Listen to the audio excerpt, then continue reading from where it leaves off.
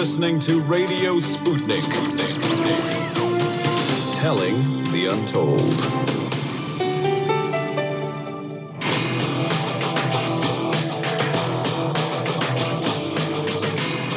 Fault lines. And we're back, coming to you live from across the divided states of America, the most disruptive show in American politics on the West Coast and in the politically independent corner. I am your investigative political analyst and radio show host, Shane Stranahan. And in the East Coast and in the left corner, I am the indefatigable, ever vigilant, a burning ember in the darkness, your political analyst, Jamarl Thomas. Together we are. Fault Line with Thomas and Stranahan. And we're getting into it. As we do every morning, we have headlines. We're going to repeat these, by the way. We're doing these now at 7 a.m. Eastern. We're also going to repeat these at 8 and 9 a.m. Eastern, sometimes with slight revisions. After this first batch, though, we are taking calls. That comes right after Jamarl's monologue. But in about 15 minutes, you can call in 202-521-1320 is the number. We'll be around. But first, the headlines. Trump has defended the decision to send National Guard to Kenosha, Wisconsin, as he visits there today. He says that if he hadn't sent them in, that there would be no Kenosha right now. That last part's a quote. Wisconsin's governor and Kenosha's mayor have both asked Trump not to visit the city. Trump has said he has no plans to meet with the family of Jacob Blake while there after they reportedly asked him to allow a lawyer onto a call. Joe Biden has accused Trump of fanning the flames. And D.C. Mayor Muriel Bowser has said that she fears of a race war. She has fears that we're in a race war footing in the U.S. I just want to point this out. I mean, we've talked about D.C. Muriel Bowser. We've had plenty of people who've been critical of her, specifically from the left in D.C. But it's just interesting to note that you have the president of the United States going not so much up against her right now, but the president obviously in D.C. And at the same time, you have the mayor of D.C. on the opposite sides of this huge divide that could turn into, as far as a lot of people can tell, could turn into major conflict. This is no joke. Anyway, next headline. U.S. District Judge Annalisa Torres warns Steve Bannon and 3 others charged with fraud to not talk about their case publicly. The group was recently charged with defrauding donors to We Build the Wall. That was a group that fundraised to build a private section of border wall. The judge in this case also set a trial date for May 24th, 2021. In our next headline, TikTok has said that it has chosen a bidder/buyer for the sale of its U.S., Australian, and New Zealand operations, and that it could be announcing a deal as soon as today. The reported purchase price is between $20 and $30 billion. This comes in advance of the September 15th ban of TikTok in the United States. Microsoft, Walmart, and Oracle are all reportedly front-runners in this bidding process. This follows a new export move, by the way, by the Chinese government that would require TikTok's China-based parent, ByteDance, to receive the approval of the Chinese government before transferring assets to the winning bidder. In our next story, a full appeals court has kept the Michael Flynn prosecution alive, ruling that federal district court judge Emmett G. Sullivan may go forward with his plans to scrutinize the Justice Department's request to drop the prosecution of President Trump's former national security advisor, Michael T. Flynn. Earlier this year in July, a 3-judge panel on the same court had ordered the judge to end the case immediately. This newer ruling effectively means Judge Sullivan can proceed with his plans to hold a hearing about the Justice Department's request to dismiss the case before he rules on it. My next headline, Amazon's drone delivery fleet has gotten FAA clearance, with the company now designated as an air carrier. The Prime Air drone delivery fleet is set to safely and efficiently deliver packages to customers. This is not the first company. Amazon is not the first company to receive this clearance. Last April, the Alphabet-owned company Wing, that's the same Alphabet that owns Google, but Alphabet-owned company Wing became the first drone delivery company to receive FAA approval for commercial deliveries in the U.S. And then UPS last October won approval from the FAA to operate a fleet of drones as an airline. Again, as an airline. And in my next story, Elon Musk is now designated as wealthier than Mark Zuckerberg after Tesla's stock soared almost 500% this year. This change in economic fates also comes as Musk demoed his controversial Neuralink technology. We've gotten calls on that recently. this is a controversial demo, but it was also kind of underwhelming. They did this with a pig, and it wasn't like complicated mind control. It was more like you seeing a sort of sensor what that went off.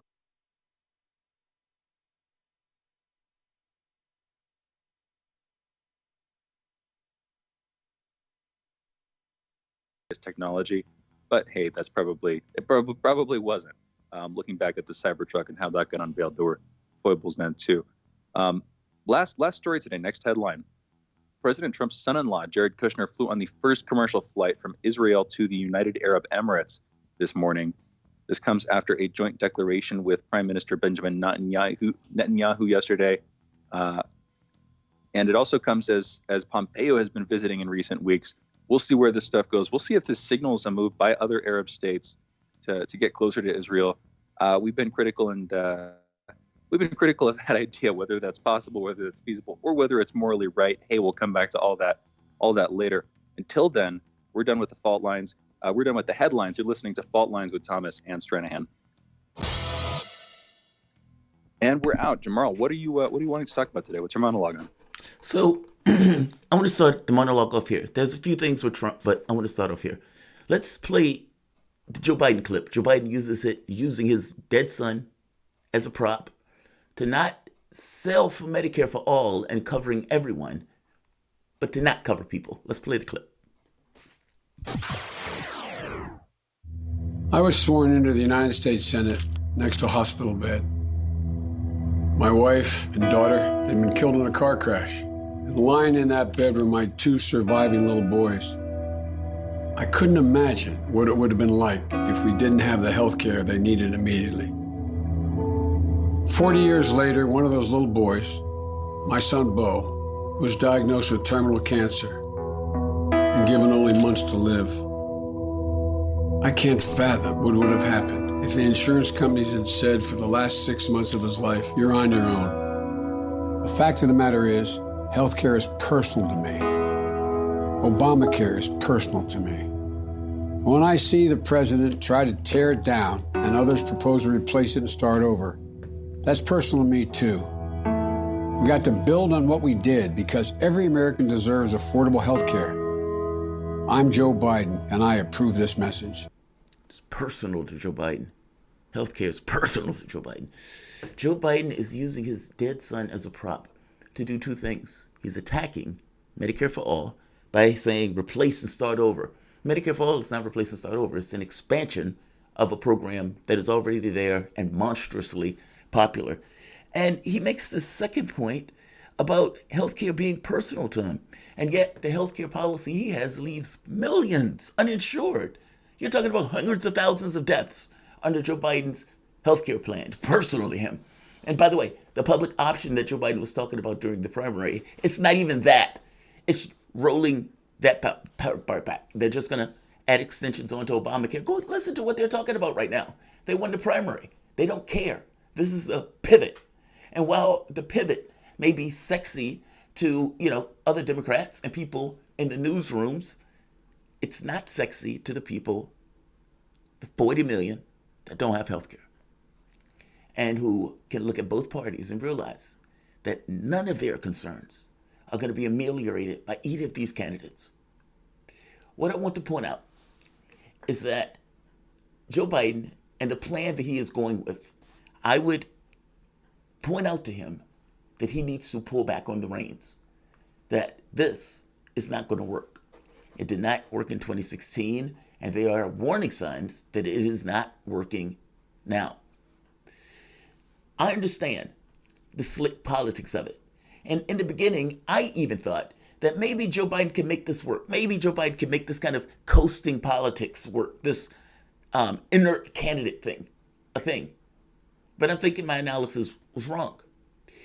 Lefties, blacks, Hispanics were going to be cowards, and so they had nowhere else to go. Meaning, because of their irrelevance, they can be ignored. And so Democratic Party can reach out to Romney Republicans. I mean, Rahm Emanuel himself said it. The year of the Biden Republican. Proclaimed it. Kicking the lefty in the mouth as he did it, guzzling some kind of expensive wine. But think about it for the moment. Is that true? And does that work? The thing is, the policy interest does align from the standpoint of that 0.1% of the brain trust that actually like those Republicans. And all things being equal, they would love to move further to the right with those policies. Rahm Emanuel has said, look, we want these people to be a part of the party. Meaning, if they want them to be a part of the policy has to move to some degree to the right, delegitimizing the irrelevant left that much more. It is a bizarre country, by the way, that accepts the argument that the candidate has zero responsibility to the public to which they serve. How bizarre is that? And you would have other people out there arguing, you got to vote for Joe Biden, fully accepting the argument and the point of view that Joe Biden gets through the primary, so Joe Biden has no responsibility whatsoever at all to the public. I don't think people realize how detrimental that is to our politics. This inversion of responsibility totally destroys any notion of a representative government, allowing the political instrument to serve the needs of a radically small minority of people with the added luxury of tens of millions of people who won't be served, resigned, not just to vote for it, but to fight for their masters, believing that one lash is a bit less favorable than the other. I'm saying, if you're going to beat me, I'm not going to vote for it. More importantly, the strategy was tried by Clinton's 2016 election. Biden's logic is not entirely wrong. We're in a different political climate, yes. Trump is president, not a candidate, yes. Trump has fallen tail backwards into multiple crises, yes. Socioeconomic and criminal justice cross in explosive ways in multiple cities across the United States, including, in at least predominantly, in some white states. This doesn't include the 30 million people out of a job, the 40 million people without health care during the pandemic, the 10 million people facing evictions, and yes, the 300,000 expected to be dead by Christmas. If your opponent is drowning, kick the rope in the water, set the plank on fire, and walk away. But as the race tightens, something in this logic is faulty. CNN poll, across 15 battleground states, the survey finds Biden says the backing of 49% of registered Republicans, of registered voters, Trump 48%. The movement in the poll among national voters nationwide since June is concentrated among men. They split up evenly in June, 56 back Trump, 40 back Biden. Meaning they split evenly in June, but right now 56% went to Trump, 46% back in Biden. Here's another one. In June, Biden held the lead 52% to 41%, and now it's near even, 46% Biden, 45% Trump. And this has to do with, this was, let's say, ages between 35 and 64. Yeah, movement towards Biden, towards Trump. Trump also solidified his partisans since June, while 8% of Republicans or Republican-backed Biden, that figure now stands at just 4%. Trump has boosted his backing among conservatives 76% to 85%. So understand what this means. The Romney Republican doesn't exist. Or better yet, they went from 8% to 4%, meaning the Democratic Party is kicking the left while going for 4% of the demographic. For 4%. They care so little about the left and your irrelevance that they're going for 4% of the demographic. That's astonishing. They either believe you're going to be there or believe that those people are there in numbers that they're not. Here's another one. YouGov poll among independents. Trump, 44. Biden, 34. RCP polling average in August. Hillary Clinton, 4 points up, 4.6. August, Biden, 2 points up, 2.7. Clinton got 95% of black voters. The National Emerson poll that recently came out, Biden 77%, Trump 19%. If that number holds, by the way, if Biden even gets 10% of black voters, mind-blowing. Hispanic voters, 60%, Trump 37%. If that number holds, that is mind-blowing. If Trump wins, he's taking the House, the Senate, and additional Supreme Court seats. That is a check mate. Lefties, black, Hispanics, impoverished. What I am saying may seem counterintuitive to you because it only seems that way because you've accepted a lie. And that lie has been given to you by a party that wants your obedience, not your politics. Lay down at your own peril. Losing a primary does not give you license to lay down on the policies to which you care about and push for. That is the moment for you to get that much more active.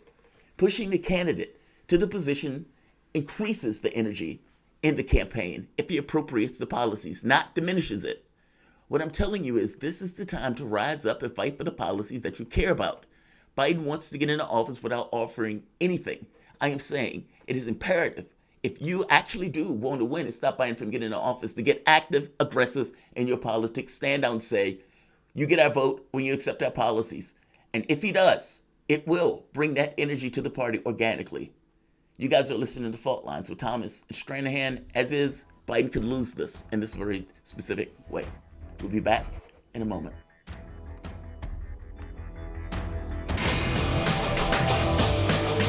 Fault Lines. Epidemics and pandemics could kill millions of people, and they actually did. Centuries ago, deadly outbreaks called the Black Death, the Plague of Justinian, and the Spanish flu ravaged countries, empires, and whole continents. Some of these diseases are still present around the globe. Others have become a thing of the past. Discover how these ancient and not so distant outbreaks from previous centuries differ from modern-day SARS, MERS, and coronavirus pandemics. Listen to our new series, Outbreak, the deadliest epidemics in human history, this week on Radio Sputnik.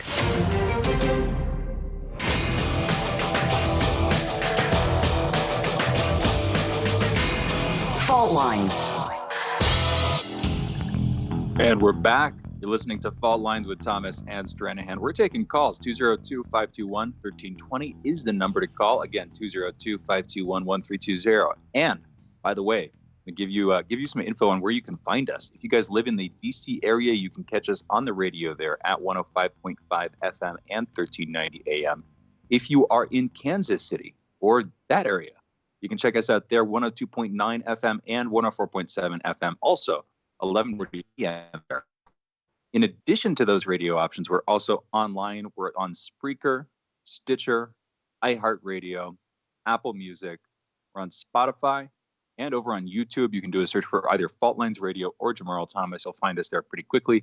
Over on twitter.com/FaultLinesRadio, you will find our Periscope feed right up at the top. But again, we're taking calls 202-521-1320. Jamarl, you're talking again in your monologue about this issue of responsibility. It's various themes, various shades of political neglect is sort of what I hear on a day-to-day basis. That's damn frustrating. This is something I've thought about for a long time. My brief note, and I'm just going to interject this and kind of spin it off in my own direction for a second. What if, like people, when we bring people on to talk about capitalism, one of the things I think, one of the basic assumptions here is that there are like deeper modes in history.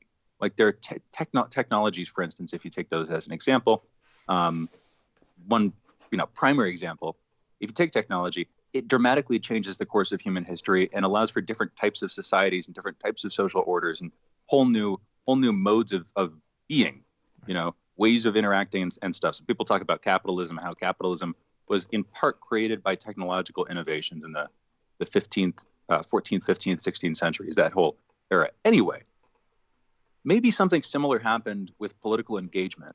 Maybe through mass media, and this is something that people have talked about before, but maybe through the development of sort of modern mass media after books. But once you get into radio, once you get into TV, once you get into the internet, even potentially, you just have this shift where up until the development of the internet, it's one-to-many communication, high costs to start up, and so you're rewarding people with a lot of power there in terms of how much it costs to get an media entity spun up and distributing info or whatever, all this stuff. I just feel like this can't help but be a huge factor in terms of looking at democracy and looking at how deeply people are engaged. You're talking about responsibility and accountability. What if the parties have just spun increasingly out of control over the course of most of the last century as a sort of inevitable process because there's nobody with reins on them other than a few oligarchs, and that cast of oligarchs keeps shifting every couple of years or every decade or so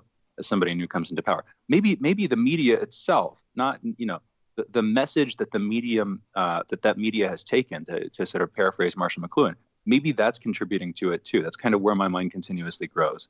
And then the question is there some technological alternative to that? I think there is. And I think that we still haven't found it. I think the internet is central to it.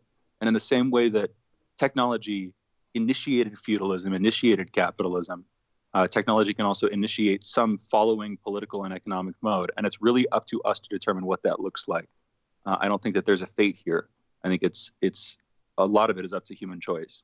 So I don't know. I'm talking about this stuff generally, but that's just coming to it from my own perspective. That's something I kind of feel very deeply, is that if we invest in building some kind of grassroots political alternative using a new tool or a new set of tools that will make a damn big difference. And part of it is that if you can do something better than the current system can, if you can engage people, if you can help people work together online in a way that they would have never been able to, if you can help them to do this much more effectively online than off, and if you can use that community to disrupt the current political system, then you might be able to make big change. And we might need it, frankly, as the state, the American state specifically, seems to want to continue to fail in the near future. Anyway, that's my take. We're taking calls 202-521-1320.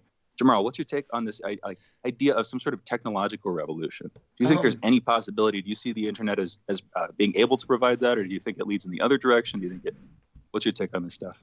So, when radio first came out, right, you had two people using it. You had FDR giving these fireside chats, and you had Hitler giving these fiery speeches.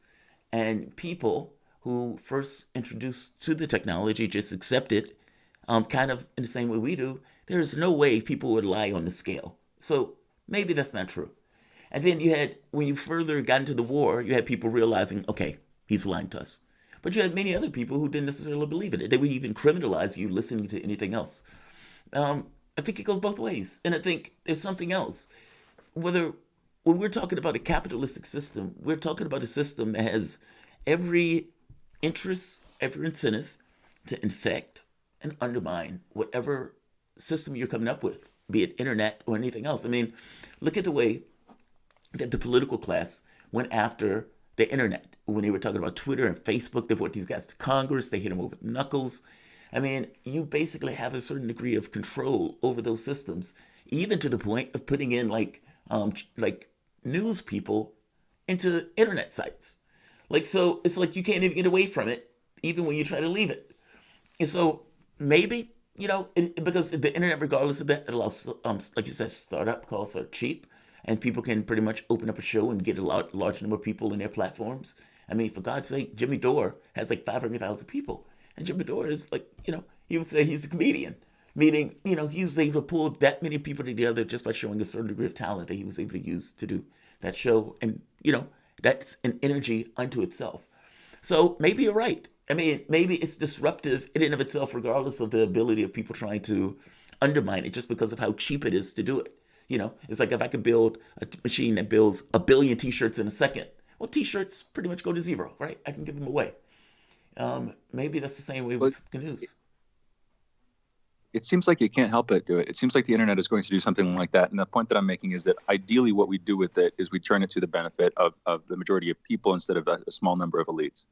That's the whole, with the development of some new technology, you open up this whole space to capture power, just to put it in the bluntest of terms, looking at it in terms of entropy and on the physical level, or you can, I don't know, there are different ways you can play this, but if you create a new technology, you make it easier for people to do new things, to expand what humans can do in some new, unique way. And the internet clearly lets you do that. Obviously, no, I agree. You apply computation, and you do that everywhere. So that I agree. There already is this huge impact. The question is it a good impact? Is it a bad impact? And of course, everybody has disagreed about that for longer than we've practically had an internet.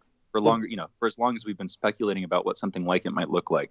I think what I want to get at here is that unlike these sort of one-to-many modes of communication with the radio, for instance, or with TV, where there are these huge startup costs, there's a little bit less of that same economy of scale with the internet, that same sort of inversion of effort. You have to put less capital in at the beginning, sure, but what you get at the end, I don't know, has this weird degree of disconnection. It can spin up into something very huge and very very widely impacting. I mean, look at the early days of the rise of bulletin boards, for instance. Those are kind of before my time, but like you have millions of people in these very influential communities being connected, maybe some profit motive there, but it was also just kind of sprung up. You see what I'm saying? I think it's more interesting than that, if I'm being honest.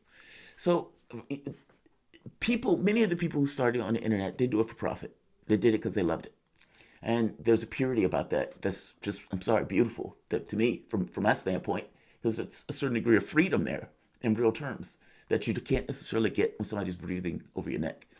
Also, it's not just one to many, it's a back and forth. Meaning, when I do my channel and I'm interacting with people, there could be like 500 people there. And, some are saying you're great, some are saying you suck, and everything in between within the context of you and your analysis. And all of those people are having a conversation. Now, if you can get that, where you have an interwoven web of people all across the country that come up with similar ideas. Say, for example, that instead of Bernie Sanders crashing his campaign, he spent the last month or 2 months using that money to build an interwoven web of all the people across the United States that think like him. Let's say 30 million people. Those people can talk, they can interact, they come up with policy, they can organize. You have a different world. And so I know what you're getting at, Shane, and I agree with you. It allows a certain degree of potential that almost like a business, where a business kind of is a little engine that kind of gets going, and this kind of conceptual way of kind of generate money, that it generates, in this case, ideas and people coming together for political interests. Maybe.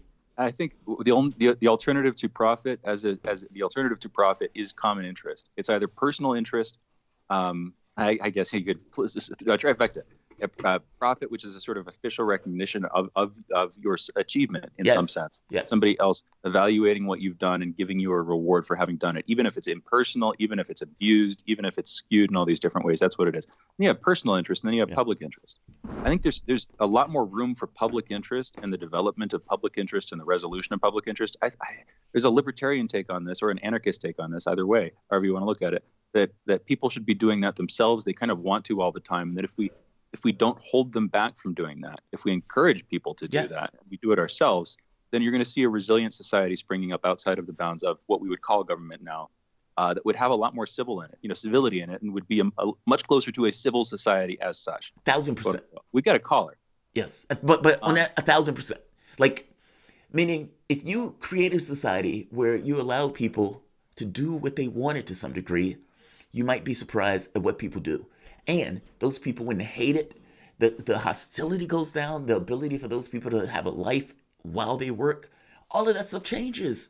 Like, that's not even breaking capitalism in real terms, in the way people say it. That's more so altering it where people can have a life within the context of that.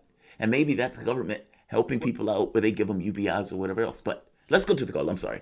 Anthony in Detroit. All right, let's do it. Hey, what's going on, guys? Good morning. What's going on, Anthony? How's it going, Anthony? I like the conversation, and I think Shane, you're getting at a good point, like a good flaw, a big flaw in our democracy, and I think it goes even further beyond the corporate and capital control of media into the capital control of representative democracy. That is kind of a natural result. Kind of a natural result of having capitalism as the economic mode within the society. I think representative democracies kind of tend to become oligarchic, kind of like the media tends to take this oligarchic nature that you were mentioning, Shane. And I think a great example is how we can't even have coalition building because of the corporate control of the narrative right now. And people in particular not being open, liberal people in particular not being open-minded to putting power to actual third parties by actually coalition building and voting, green in states where, it's not so, where it's pretty clear that either the Democrats or the Republicans are going to win it. That's just as an example of how we can't really see other ideas apart from the mainstream narrative, what the corporate and the capital classes want. I just like the conversation today so far.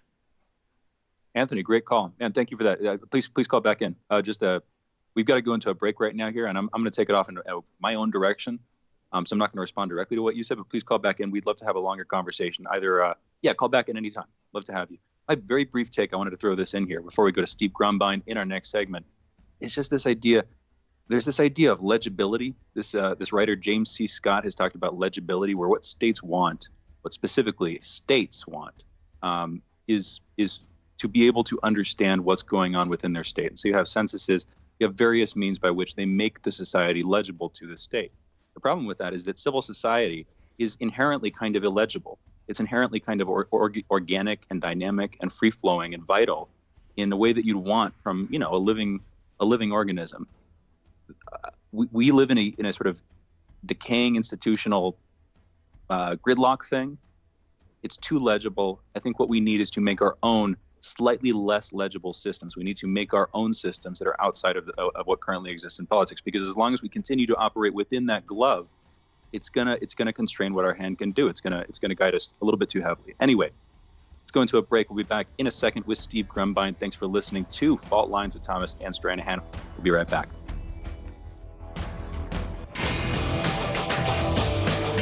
Fault Lines. You're listening to Radio Sputnik. Yo! So, Sean, what do you want to talk about today? Well, Bob, that's easy. I want to talk about the need to stop the development of self-driving cars. Again, Sean, you're driving me nuts. I think the self-driving car thing's already out of the gate. No. It's never too late. See, now the leading experts in the field, just pick one, whichever one, leading experts have repeatedly warned us about the dangers of artificial intelligence.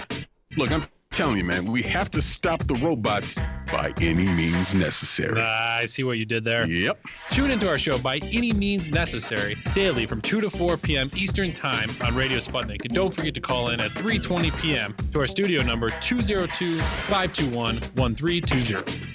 And if you miss us live, check us out on SputnikNews.com, Spreaker, iTunes, iHeartRadio, Spotify, or wherever you listen to podcasts to stay up to date on the latest political, social, and economic movements shaping the world around us.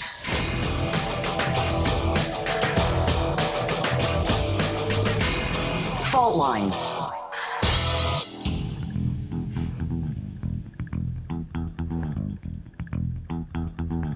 And we're back. You're listening to Fault Lines with Thomas and Stranahan. We are joined for this segment by Steve Grumbine, political, economic, and social justice activist and founder of Real Progressives and Real Progress in Action. Those are, by the way, a 501c3 and 501c4, respectively, dedicated to education and advocacy for modern monetary theory. Steve, thank you for joining us. How are you doing this morning?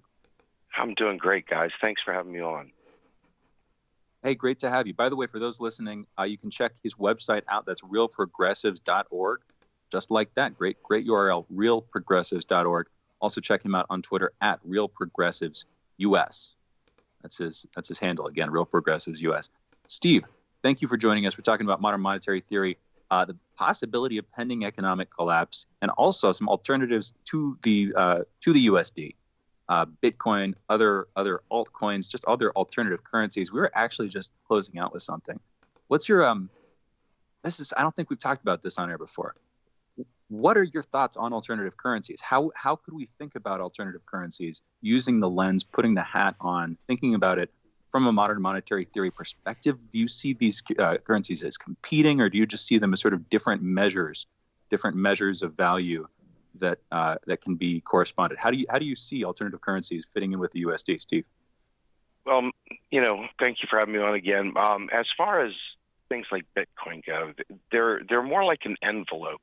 Okay, they're more like an envelope, a store of value, and usually stored in the value of U.S. dollars. People are not buying things in Bitcoin; they're buying things in a USD valued coin. And it's really more of a commodity than it is an actual currency. So all the promise and all the excitement and enthusiasm, about having a private currency outside of the centralized currencies of, the central banking system, et cetera, it's certainly very appealing, for privacy enthusiasts and stuff like that. But it doesn't really hold the muster for what an actual currency is. And to be fair, there really is no meaningful way of exchanging it at this point. People, when they get these things, are typically getting them as a means of masking, trades back and forth in U.S. dollars, to be fair, or the currency of their country. So, it's not really in competition in any way. The state has absolute control over the larger currency, and it's tied to the global system. I believe you said in the last segment, discussing about, how the system itself is sort of keeping us where we are. Well, this system is massive, and it has the power of the state behind it, the power of taxation to maintain its value. And, quite frankly, they're not even in the same, they're not even close to the same thing. They're not competing at all. Steve, That's interesting. In the monologue, I was kind of going through this notion about making the point about how Joe Biden is taking this strategy that, look, if a man is drowning, just let him drown. And I don't have to create an affirmative point of view about politics at all.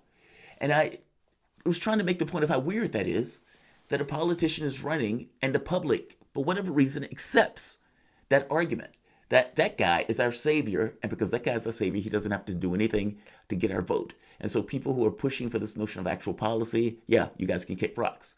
And that the public should accept that, and they internalize that for some reason.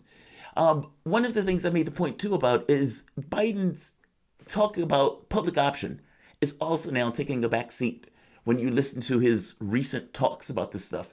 That, when we get in there, there's going to be pretty rough, so we're going to have to pull back on some of those policies. They're talking to some degree about austerity when they get in office. Now, how damaging is that in the context of the time that we are in, and the fact that the polls are tightening and everything else? It's possible that the public doesn't accept that, meaning they don't accept you sleepwalking in the office, especially in the context of the time that we're in. Like, we're talking about 30 million people out of a job. Or 40 million people out of healthcare. And it just seems like they're out of touch. Can you explain the problem with that thinking? Like in regards to whether or not we need to do austerity at this particular moment in time? Oh, well, just taking it from the economic standpoint, austerity is just an absolutely insane position to take. Before this crisis even occurred, we had suffered through 40 years of neoliberal austerity that has really robbed and pillaged the average person in the U.S. of any kind of meaningful savings. So the idea of austerity, even without the pandemic, is ridiculous.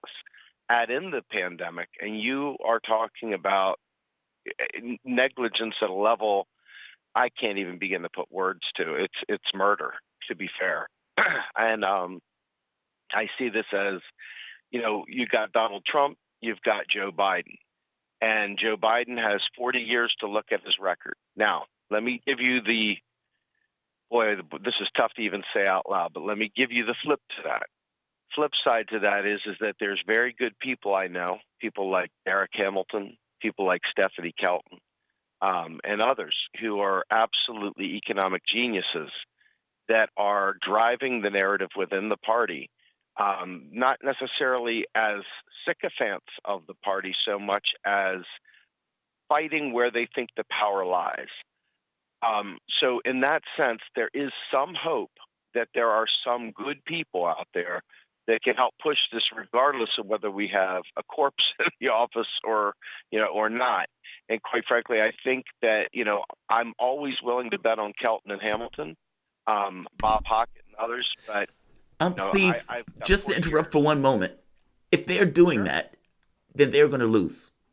Because in honest terms, the power doesn't lie there. Like, the more I see this, I mean, if you look back at 2016, you look back at 2020, if Sanders collapses, Sanders walks out and says, my supporters are not going to back you unless you support Medicare for all. And he turns to, 40, 50 million people and say, you shouldn't back him. What happens in comparison to now? Meaning, he has no power and leverage in the context of working within the context of the party because they don't buy into his politics and they are willing to take it in order to prevent him from doing so. He does have power outside of it and bringing this kind of clear view that this is a sham, that you don't really have a representative government per se. And either the party accepts Sanders and his demand or they don't. Those are different things. But I'm making the point that he's neutered by working in the party in that way. I mean, do you think I'm wrong in that? No, I know I don't, and I despise this. In fact, I was writing about this last night. You know, the feeling of being herded into emptiness.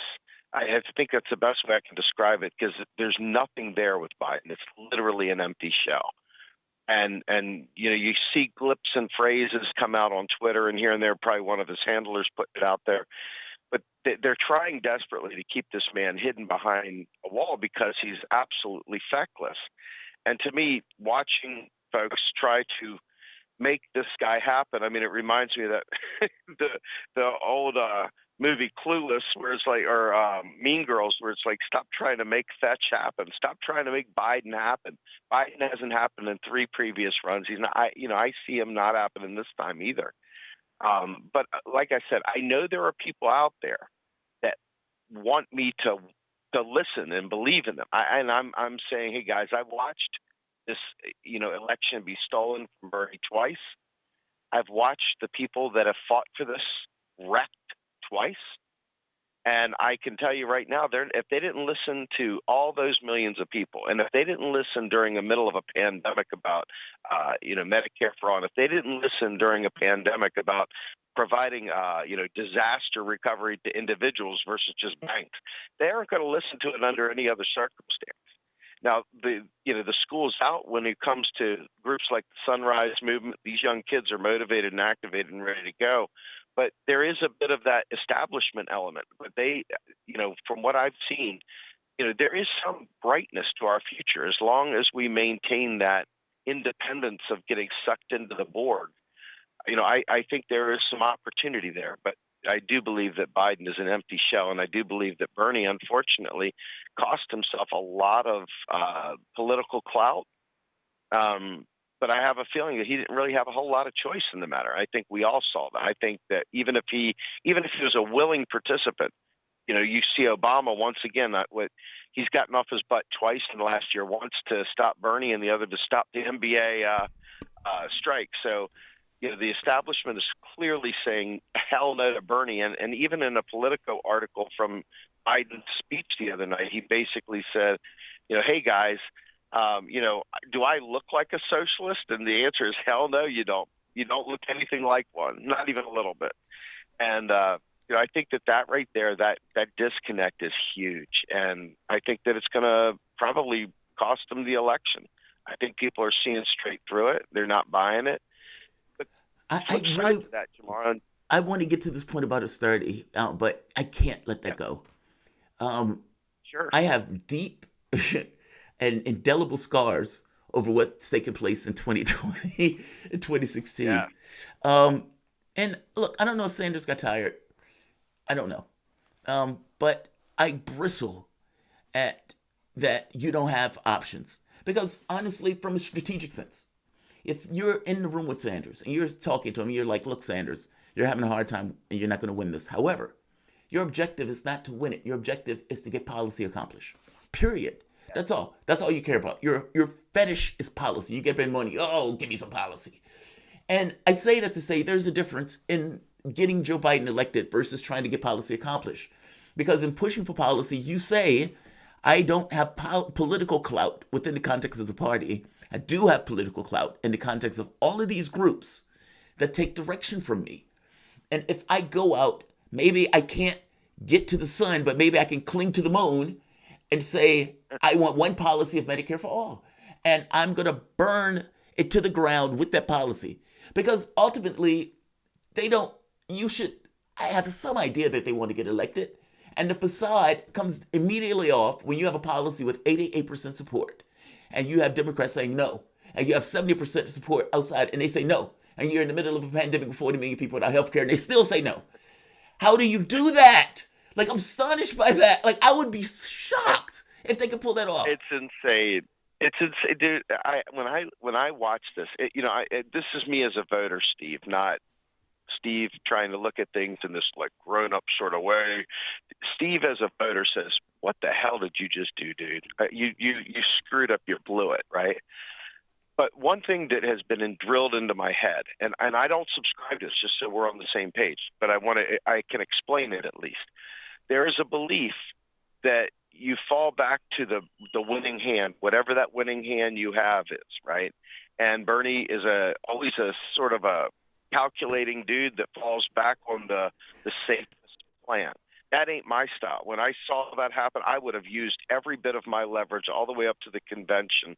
I would have threatened to burn it down. I would have done whatever. But he is definitely afraid of being seen as Ralph Nader, a hero of mine. Yes, he is. Steve, let me interrupt for one moment. Let's take the break. Unfortunately, you're right about that part. You guys are listening to the voice of Steve Grumbine, political, economic, social justice activist and founder of Real Progressives and Real Progressive in Action. We'll be back in a moment. Fault Lines with Thomas and Stranahan.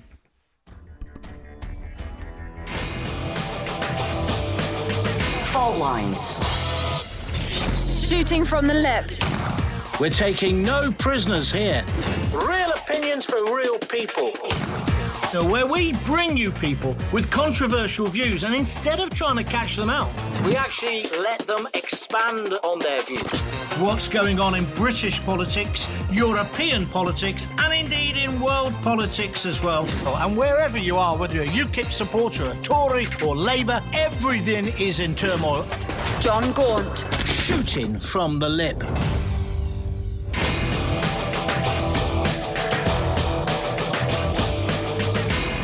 Fault lines. Welcome back. My name is Jamarl Thomas. You guys are listening to Fault Lines with Thomas and Stranahan. My co-host is Stranahan. He's usually here floating, but right now you're seeing the head of Steve Grumbine.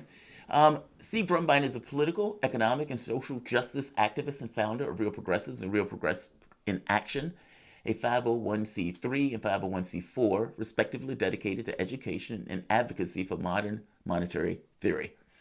So it was my fault. We got detoured talking about politics. Like I said, I have indelible scars that come out from every so often about those elections. But I want to get into this notion of economic collapse, and I want to get into this in the context of MMT. Because from an MMT view, it is obscene that they are looking at this kind of like Great Depression moment times 2. It's like a coefficient of 2 on top of the Great Depression moment. And they're thinking to themselves, radical centrism. Because that's what it is. It is radical at the point where you look at and say, okay, what is the role of government in this moment?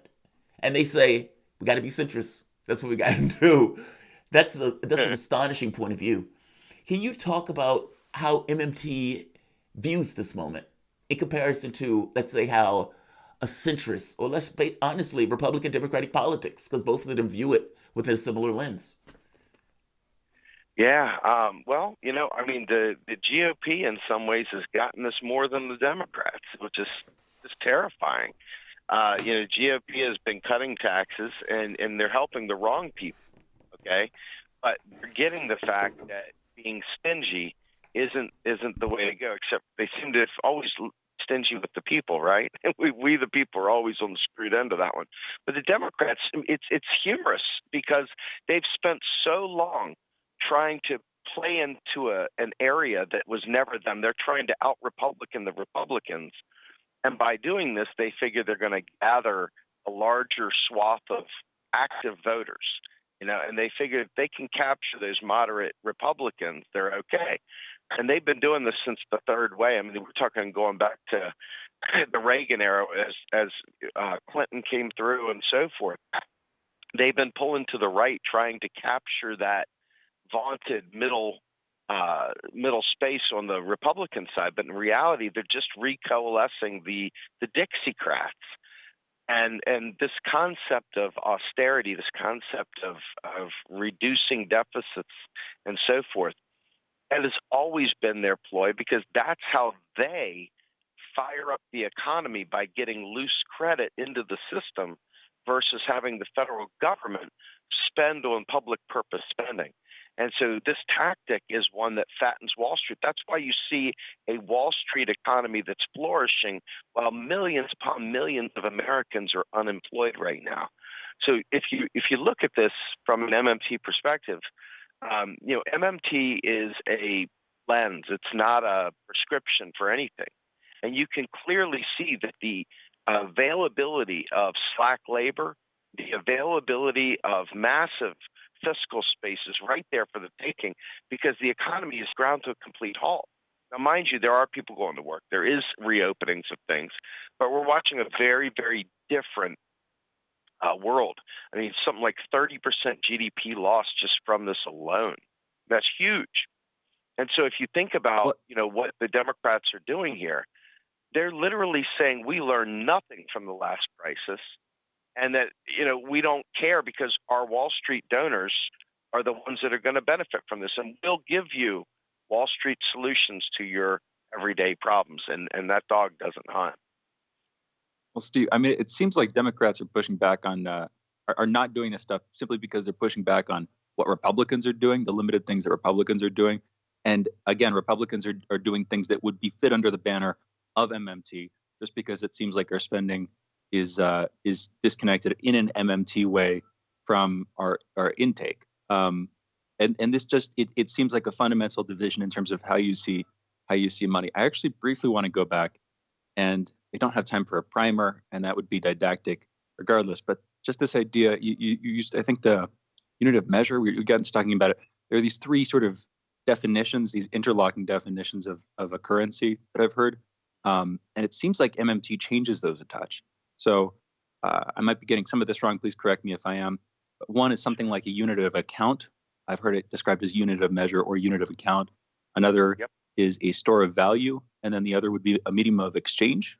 And it seems like MMT is saying that dollars can be seen primarily. They can be seen as a sort of measure, as a way of measuring the value of things. But there's this concern, which is, what if you completely unhinge? What if you completely detach your ability to understand your productive capacities? In other words, what if by government taking the reins and determining, as it already does, to be clear, the value of the money by releasing it, by doing everything, by creating more, by minting more. Again, this is as old as money is itself, but this is a perennial conversation. By doing that, don't we like get a little bit unhinged, a little bit detached, a little bit unmoored from the reality of our productive capacities, from what that money is supposed to represent? If that's that seems like a risk to me. What am I missing there? What does MMT see that I don't in that conversation? Yeah, see, and I'm so glad you asked this, because this is probably the $1 million question. Jamarl, I want you to listen to this too, my friend. When you think about MMT, quote unquote, printing money, that is absolutely not what's happening.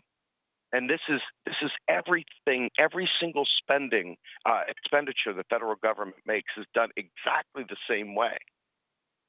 Whenever a program is written into law and there is actual work or whatever being compensated for, that money is created in real time. It's not like stored in a vault somewhere. So they spend that money into existence. So whether they're buying the $1 million gold, toilet seat, or whether they're paying for Medicare for all or a job guarantee, that right there is still new money, just like Social Security too, by the way. So when you think about the idea of them devaluing money, they're not devaluing because they're paying for a service. So it's, they're not just printing money and leaving it sit there for a rainy day to water down the money supply. They're actually spending that money into existence every single time. And so whenever a tax is levied of any variety, whether it's stoplight, some sort of, penalty type tax, Pagodian tax, or whether it be some sort of income tax or whatever, those taxes at the federal level are deleted. So the circuit keeps going. So the idea of them just printing money, that's all they do. It's all they ever have done. But the unprinting of that money is the taxation. So there is not a one for one there. The idea is spend first, tax later. And that's so. I'm going to hand it back over to you, but I just want to sort of continue to try to interrogate this, because I still don't understand exactly what differentiates MMT from what you're saying exactly currently happens, where money is created effectively, as far as I can tell from what I've heard from you as well as other people, including Stephanie Kelton, who we've had on the show since then. Thankfully, great guest, great conversation on this topic. its money is sort of created as a line item. Money is created as a budgetary expense. It's not like you said. It's not stored in a vault. There's no prior supply of money that is dispersed from or whatever that's dispatched. It's that it gets created when it's needed. And so, I guess my question is, what is the MMT perspective as distinct from? Is it sort of that MMT is the crystallization of this latent way of doing things, or if that makes sense? How should I see it? What terms are we using to does that make sense? Yeah, no, I get it. Yeah, a lot of people would call this internet plumbing, right? They would call this, monetary plumbing, understanding the system, the plumbing system, right? It's like the user guide for a fiat system. But the flip side to that, and it goes more than this, is the understanding of what money is to begin with. It goes back to credit theory and understands that credit precedes, income. I mean, you issue credit out there, and money is a form of credit. It's a form of debt. And so when the U.S. government, spends this money into existence, if you will, it's doing it with the express purpose of provisioning itself. And so what is the dollar? It's nothing more than a tax credit, because otherwise the U.S. government couldn't get you to do anything. I mean, you wouldn't take that piece of paper for nothing. It's the implication or the obligation of a tax liability that causes us to need that currency. And you can go back to the what do you think about Steve? Steve, yeah. I'm sorry, we only have a few minutes left. Sure. And we're kind of thankfully going quickly here, just in terms of pinging off of different topics. What is your opinion of? I mean, a lot of people are critical of the modern monetary system as such. A lot of people aren't critical of MMT or the Austrian school or whatever. They're just critical of things as they are, whether they're on the left or the right. However, for as long as we've had something called capitalism, we've had people who've been critical of that. What is your opinion of people who, whatever they would provide as a replacement for it? What is your opinion of people who are criticizing it as such existentially? Again, I'm just interested asking this question because you're speaking from within the system. So what do you think of the people who are sort of attacking it? I tend to think when I listen to most of the people that discuss their criticisms, I typically hear people that aren't really fully understand. They're conflating bank money with federal money, with credit money, with, they don't have a full grasp of what they're critiquing. And so they know something's wrong. So in that sense, we're brothers and sisters in the struggle, okay? But where we depart is when they start assigning, some stuff to it that isn't real, right? And I think that it's part of the critique that we hear from most people that, have something to say about MMT is about the misuse of a fiat currency, not so much a misuse of MMT, because MMT just describes it. So, Republicans misuse it for war. So, hey, that's bad. And it is bad. But, the idea here is that a hammer in the hands of a carpenter makes a beautiful home. A hammer in the hands of Ted Bundy makes for a lot of bodies. So it really comes down to who has that control, who's using it, what are you? And so it makes vote, if our vote ever mattered, it makes your vote matter, right? I mean, you want to make sure that you get people in there that are using these tools in a fashion that benefits the public. Okay, right Steve, this is actually great. In our last 30 seconds, I'm pretty sure we agree. We're both pretty concerned about the people who would be using these tools who are currently in power. Do you have any tips, anything from your perspective about that issue, about the leadership, about the people who are wielding the tools, or is that outside of your bailiwick? No, to me personally, the people that are wielding the tools are neoliberals, and neoliberals will nominate and elect and give favor to other neoliberals that share in their ideological bend. So from that standpoint, I imagine neoliberals were hired into the Federal Reserve. Neoliberals were hired in the Treasury, and neoliberalism is saturated throughout our entire society. So in order to change this, we have to actually change society as well. We got to fundamentally change the way we view money, fundamentally change the way we view each other, and fundamentally change what we think is possible. And I think that is on all of us, kind of take that ball to the next level. Steve, thank you for joining us. Yeah, no problem, guys. Thank you so much for having me on. Hey, hopefully we can have you back on soon. For those listening, that was Steve Grumbine, political, economic, and social justice activist and founder of Real Progressives and Real Progress in Action. You can follow Steve on Twitter at @SDGrumbine. Also check out Real Progressives US on Twitter and go to their website, realprogressives.org. We'll be back in a minute. You're listening to Fault Lines with Thomas and Stranahan.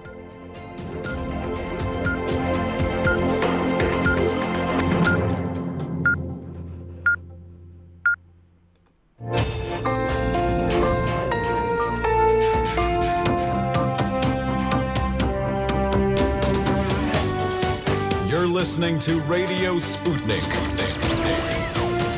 Telling the untold.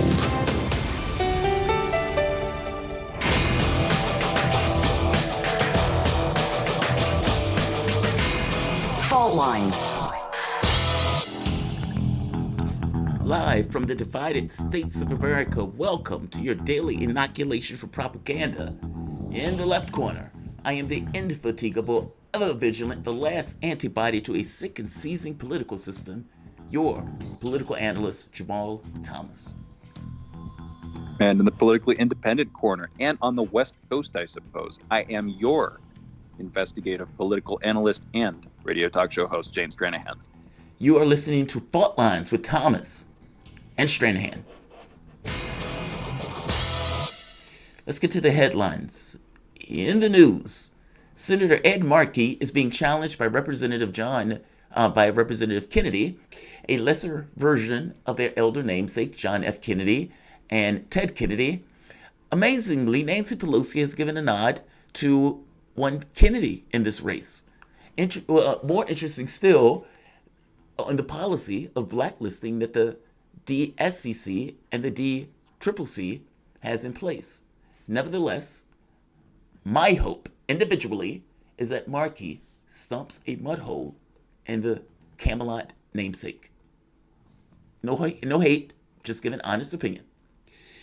Second, Donald Trump has defended the decision to send National Guard to Kenosha as he visits there today. He says if he hadn't sent them in, there would be no Kenosha right now, quote unquote. Wisconsin's governor and Kenosha's mayor have both asked Trump not to come to the city. Trump has said he has no plans to meet with the family of Jacob Blake after they reportedly asked him to allow a lawyer onto a call with the family. Biden accused Trump of fanning the flames. Personally, I see this as saying Trump should have tried to meet with the family. Joe Biden created the crime bill. Joe Biden created the mean-spiritedness in our criminal justice system. Go back and look at it. He was working with singing in the day racists in order to put more black bodies in prison, knowing that there was going to be a skew between crack and cocaine, and still pushing through those policies nonetheless. You could have a clip of him screaming at Reagan to kill more people with the death penalty. Yes, because they didn't want to be called weak. They decided to go after the most vulnerable in our society. Not going after it from the standpoint of poverty, going entirely after it from the standpoint of harsh criminal justice and penalties. So if Joe Biden can sit and meet and call the family, Donald Trump has every right to do so, seeing as he was not the one that constructed that system. Just to be honest. D.C. Mayor Muriel Bowser has said she's concerned about this country's descending into a race war and worried about the continued incitement of violence from leadership. I agree with her. U.S. District Ancila Torres warned Steve Bannon and 3 others charged with fraud not to talk about their court case publicly. The group was recently charged with defrauding donors to the We Build a Wall, a group to fundraise that build a private section of a border wall. The judge also set a trial date for May 24th, 2021. President Trump's son-in-law, Jared Kushner, flew on the first commercial flight from Israel to UAE this morning. Great. TikTok said it's chosen a bidder buyer for the sale of its U.S., Australian, and New Zealand operations and could be announcing a deal as soon as today. The reported purchase price is between $20 billion and $30 billion. This comes in advance of a September 15th ban on TikTok in the United States. Microsoft, Walmart, and Oracle are all reportedly frontrunners in the bidding process. Follows a new export move by the Chinese government that would require TikTok's Chinese-based parent, ByteDance, to receive the approval of the Chinese government before transferring assets to the winning bidder. A full appraisal court has kept the Michael Flynn prosecution alive, ruling that the federal district court judge Emmett G. Sullivan may go forward with his plan to scrutinize the Justice Department's request to drop the prosecution of President Trump's former National Security Advisor Michael T. Flynn. Earlier this year, in July, a 3-judge panel on the court had earlier ordered the judge to end the case immediately. This ruling effectively means Judge Sullivan can proceed with his plans to hold a hearing about the Justice Department's request to dismiss the case before he rules on it. Wow, that's amazing. Amazon drone delivery fleet gets FAA clearance, with the company being designated as an air carrier, and the Prime Air drone delivery fleet is set to safely and efficiently delivering packages and customers. Last April, Alphabet-owned company Wing became the first drone company to receive FAA approval for commercial deliveries in the United States, and UPS last October won approval from the FAA to operate a fleet of drones as an airline. This is interesting because it gets to this notion that if I, as the United States, put weapons in space, China and Russia have to do the same in order to compete. You can't allow yourself to be subordinate in this way, meaning any action to do such a thing forces the people around you to do something similar. That's not just with airplanes, or that's not just with governments. It's with companies also. It's just competition in general in the way that things and ideas compete. The idea that you would get one forces you to get others, which is utterly fascinating. Those things are going to potentially try to undermine the notion of needing to go through mail carriers and instead just send them out into space. It's a fascinating idea. Elon Musk is now wealthier than Mark Zuckerberg after Tesla stock soared almost 500% this year. This change in economic fate comes as Musk demoed his controversial Neuralink technologies with a pig and a rather underwhelming example. Those are your headlines. You're listening to Fault Lines with Thomas and Stranahan. There's a few places we can go here, but we have callers. You guys can call in. We are in DC, 105.5 FM, and also 1390 AM. We're also in Kansas City at 102.9 FM and 104.7 FM. If you are digging what Shane and I are putting down, you can give us a call, 202-521-1320. You can also give us a chat, tweet, and yes, as I said, a call. Let's go to the calls. Emmanuel in DC. Emmanuel, what's going on? Yes, sir. I don't have that much to say except the mayor. Who is in charge of unemployment here in D.C.? I realize D.C. is not a state, right? That's true. Muriel Bowser is the mayor of D.C. So she's a really hypocrite because FEMA has been handing out emergency funds, the $300 for it, except D.C. D.C., no, we're not getting the $300 extra that Trump signed. You know what I mean? So she's a hypocrite. Oh, I see what you mean. Well, wait a minute. The $300 that Trump signed, that's not that clear. I mean, keep in mind that money has to come from states. Those states in general are impoverished, meaning those states already have budget deficits that they have to cover. So the idea that the state can put out $100 in order to get Trump's $300 gets a little bit dodgy, at best. So if I'm not mistaken, they may have gotten rid of the $100 thing, but I don't know how that money is going to be pushed out yet. So, I'm not sure the mechanics of that. Let me just say it that way. So I can't hit her if I don't fully understand the mechanics of it. But if we're talking about the mayor, yeah, Muriel Bowser is the mayor of the city of DC. But technically, DC is not a state. Shane, do you know how that works out? I don't know how that works in that sense. I'm not sure. No, I haven't been following in D.C. specifically. It's been a little while since I've lived there. We have a bunch of people who live in D.C. and I'm guessing would have received those unemployment checks. So if you haven't received it, if you know about it, please call in. I've been looking into it just in the last couple of minutes, but having a hard time finding out more. Okay. So I'm not gonna put in on that one. Emmanuel, save your rage for the moment, and we'll try to figure out what's going on with D.C. in regards to how the checks are going to be executed. If indeed, like I said, this was something that Trump came up with. So I don't know the entire legal mechanism of it. Like I think he was using FEMA or something like that for it. But stay tuned. We'll figure it out. Absolutely. All right. We've got Robert. Robert calling in next from D.C. as well. Robert, you're on. What's going on? Good morning, guys. lately I've been opening my eyes to different, media sites or whatever, and I came across Democracy Now, a PBS channel, and it's been really biased. Isn't that supposed to be like a level playing field for both sides? I'm a Biden fan. I'm in the Biden camp, but I've been hearing so much negative talk on these PBS shows. Well, what did they say? Isn't that a pup? Well, just so we're clear, I need to know what they say in order to kind of give a yay or nay on that. It depends on the story. Because, look, I mean, you're right. They have a slant. All news sources have slants. The joy that they seem to have for the negativity that they talk about, it's amazing to me. I just observed it over the last few weeks, and I just can't understand where's I'm saying, give me a specific example. It's countless. I can't. My mind is blown just even thinking about it. I just need one.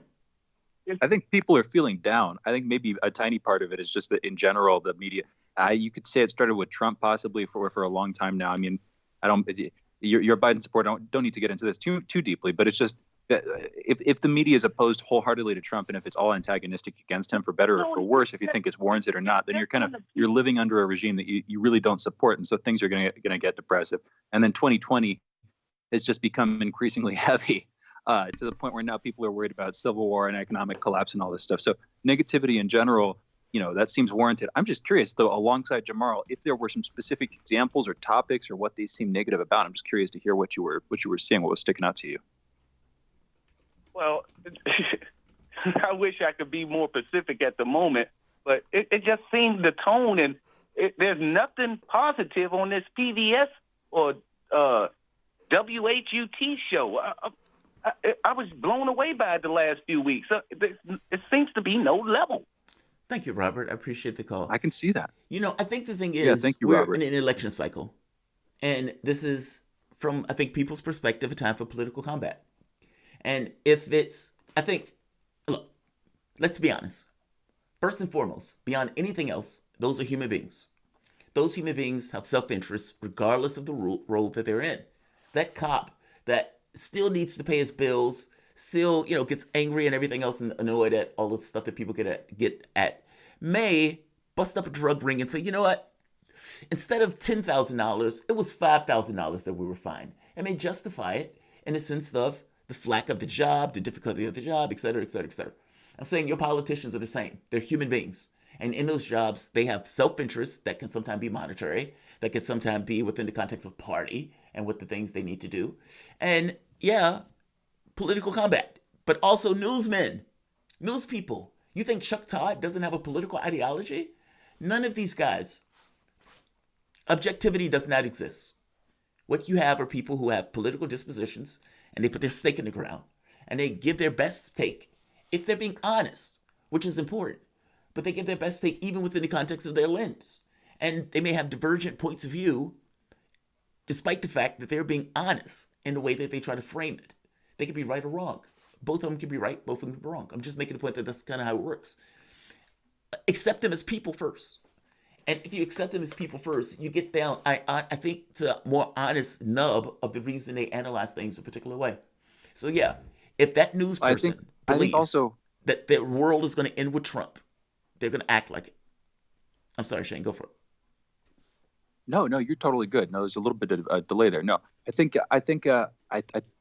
people aren't just dismal. We're in a particularly dismal period. If you're an establishment Democrat right now, regardless of where you are, unless you're like a sort of, I don't know. I feel like the moment that we're in right now is bad for pretty much everybody. But I would argue that Trump has handled the last couple of rounds of this slightly better than the Democrats. With the executive orders on the coronavirus issue, I would say we haven't seen that in the polls. You've seen some of that, but I mean, like you were describing, there was a bit of a balancing in the other direction, but it's not huge. I don't think the polls matter necessarily so much. It's just as a bit of a glimpse. It's just with the coronavirus, the executive orders were effective, and then with this Kenosha stuff, it is not looking good to a lot of people. You can disagree with the idea of swing voters, whether they're actually active. We've had Margaret Kimberly on kind of pushing back on that.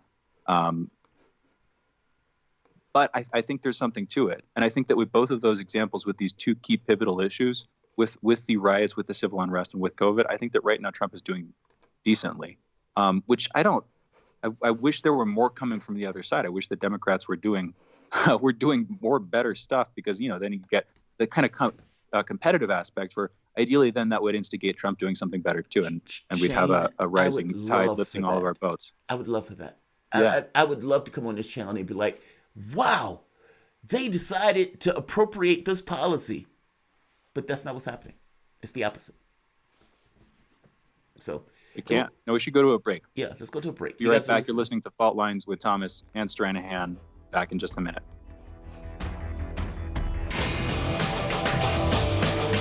Fault Lines. Want to talk? Get in touch with us at radio@sputniknews.com.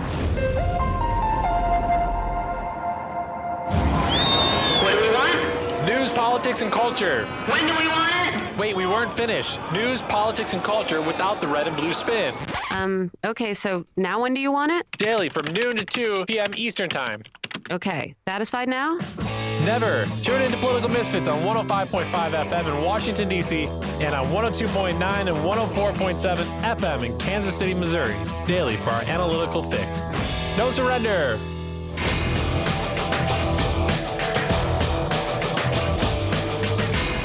Fault Lines. Welcome and back. We're to back. Fault You're Lines. listening to Fault. My name is Jamarl Thomas. I am joined by my co-host Shane Stranahan. We're coming to you live out of our station from Washington, D.C. If you guys live in the area, you can catch us on the radio at 105.5 FM and 1390 AM. We're also in Kansas City at 102.9 FM and 104.7 FM. Also, if you are digging what Shane and I are putting down, whatever platform you're consuming us on, give us a like, give us a share on the video or audio. If you want to join in the conversation, you can send us a chat, a tweet, and of course, you can reach us by phone at 202-521-1320. That's 202-521-1320. Your engagement makes this show what it is, so definitely don't be shy to call in. And by the way, we like adverse calls. Sometimes people say that, I know you hate us. No, that is fundamentally incorrect. You can see in the chat if you're listening, I love that person when they call in, so don't be shy. I want to start here. Donald Trump had a conversation with Laura Ingram. Now, this conversation was big because of so much stuff that was taking place in Portland. I mean, for God's sake, people got shot, if I'm not mistaken, like 2 nights. And you have another protests going on in California right now. Again, I've said it on the show. It's zero tolerance. It doesn't matter whether it's correct or not. It's immaterial almost. It's 10 years of pent-up frustration, anguish, and anger over police killings that nobody cared about. And all at once, that stuff sets off like a flashpoint. It's not so much that it's right. It's not so much that it's not indiscriminate. It's both those things. It's both wrong and indiscriminate to some degree. By the same token, what they were living through was also wrong. And it creates a self-justification for the way it pops off and explodes. That's my framing of it, because I think that's true. Now, Trump is asked about this. And Trump is now trying to explain it. And people gave Trump trash about this commentary, but I am not. I'm going to say that Trump is reaching for something, but he can't get there because he doesn't understand it, because his ideology of the world, how he was raised and everything else, doesn't allow for the framing. He doesn't quite get it. I don't think he has the sense of mind to even get there. And the people around him don't care enough about it to even breach it. So it's not part of his talking space. And unfortunately, it's not even part of Biden's talking space. But let's hear him try it. Let's hear the clip, Trump and Poverty. Suburbs in danger, because they say that's fear-mongering on the part of I know the Republicans. suburbs. Look, Westchester was ground zero, okay, for what they were trying to do. They were trying to destroy the suburban, beautiful place, the American dream, really. They want low-income housing, and with that comes a lot of other problems, including crime. May not be nice to say, You're not saying all but poor I'll people say are it. criminals, though. No, I'm not saying that at all, but it does, there is a level of violence that you don't see. So you have this beautiful community in the suburbs, including women, right? Women, they want security. I ended where they build low-income housing project right in the middle of your neighborhood. I ended it. He said they tried to destroy the American dream. How? By putting low-income housing into suburban neighborhoods. And now, the interesting part about this is, do the people who he's talking about that are trying to basically invade those suburban neighborhoods, do they deserve the American dream also? Is that not the point? Meaning, in the way that he's dodging this, he's also to some degree creating a question in and of itself. You talk about the dialectic. Ultimately, if Trump is saying that the suburban neighborhoods have achieved the American dream, and that putting low neighborhood or low rent people into those areas is going to destroy that, should the people who are in the low rent areas also get a piece of the American dream? And by the way, should they be able to get their own housing that is not low rent? So I'm asking two questions. Should you get rid of the fact that those people are living in those low rent housings in the first place? And should you focus on that?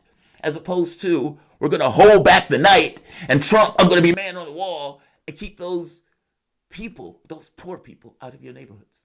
I'm fascinated by this particular point because Laura Ingram is like, whoa, you're not trying to say all of them are criminals, are you? No, I'm not trying to say that. I'm just trying to say, crime comes along with it. The key truth of it is that Trump is not entirely wrong. If you're looking at dirt poor neighborhoods, crime, violence, those things become rational acts. The appraisal that you and I make, if we're living in pretty decent circumstances, is different than appraisal a person makes when they're not living in great circumstances. And it becomes, should I do X in order to get Y? There's a reason that violence goes up when wealth is being displayed in greater terms. And I'm sorry, this is just kind of mechanical to some degree. I don't have to wring my fingers or hands at it. It is what it is, what it is. But Trump tries. One last video. Trump and dark shadows. This goes off into ridiculousness, where at least in the last one, Trump was hitting on something. People in the shadows. And Shane, I want to get your appraisal of this immediately, and we can go to callers. Let's play the clip. I'd like to mention Biden because he's not controlling anything. Who do you think is pulling Biden's strings? Is it former Obama people officials? That you've never heard of, people that are in the dark shadows, people that... What does that mean? That sounds like conspiracy theory. Dark shadows. No, what is people that you haven't heard of. They're people that are on the streets. They're people that are controlling the streets. We had somebody get on a plane from a certain city this weekend, and in the plane, it was almost completely loaded with thugs wearing these dark uniforms, black uniforms with gear and this and that. They're on a plane. Where's this? I'll tell you sometime, but it's under investigation right now. But they came from a... He's lying. I wanted him to say bad hombres. A bunch of bad hombres. That's what I wanted him to say. But he didn't say that.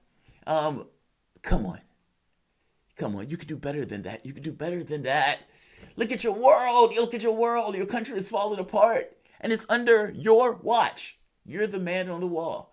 And for all of this talk about Biden's America is going to be in flames, your America is in flames. This is your country, Trump. You're the president. You took on that responsibility. Whether you thought you were going to win that race or not, this is your job. This is your failure. Let's go to calls. Lamont in New Jersey. What's going on, Lamont? Hey, good morning, gentlemen. I hope all is well. I just kind of want to just vent a little frustration because this morning I did a little bit of research, and I'm still trying to understand it all. But from what I can gather so far, with relations to Trump's the tax holiday that he's trying to roll out. So from what I gather from that is that he's trying. What he's intending on doing is kind of lifting the tax liability for taxpayers, but then that leaves the burden on employers. But then so I think if I understand it correctly, for the rest of 2020. No. So wait. So just to make it clear, so what he's doing is people are making the argument that it's undermining Social Security because he's basically saying, look, you don't have to pay the Social Security tax, which people immediately say, well, wait a minute, where's the money for Social Security going to come from? Now, truth of the matter is the government can make that cash from or pull that from the general fund, but the fact that they're doing it, most likely they won't try to pull it from the general fund. They just make the argument that the Social Security is going bankrupt. And so that's the argument, right? That you're doing this to undermine Social Security while pretending that you're giving people a tax break. Right. I don't think they would do that. Instead of But Shane? that's exactly the point, though. Yeah. Did you say you don't think they'll do that? I don't think. I think if you look at the demographics of voters, I mean, Republicans lean older, and older voters Shane. are the primary beneficiaries of Social Security. Oh, so Shane. I think they would be shooting themselves in the foot. Shame on you, think they're doing Shane. this ideologically. It's I think this is one of those ideological. areas of pragmatism. It's ideological. I'm telling you, it's ideological. What they would do is, why do you think that they always scream about Social Security being underfunded? Why do you think they do that? Why do you think Democrats aren't pushing for Medicare, but Republicans would push for this? Why do you think Republicans are more ideological than Democrats? I'm saying they both serve their party's interest, and neither of the parties are interested in doing either of those things. No, the interest of the Republican Party is what it's always been: profit and basically working for the oligarchs. They're an ideological party.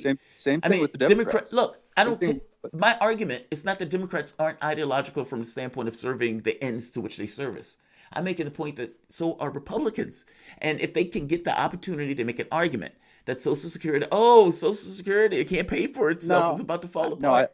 I don't think that's.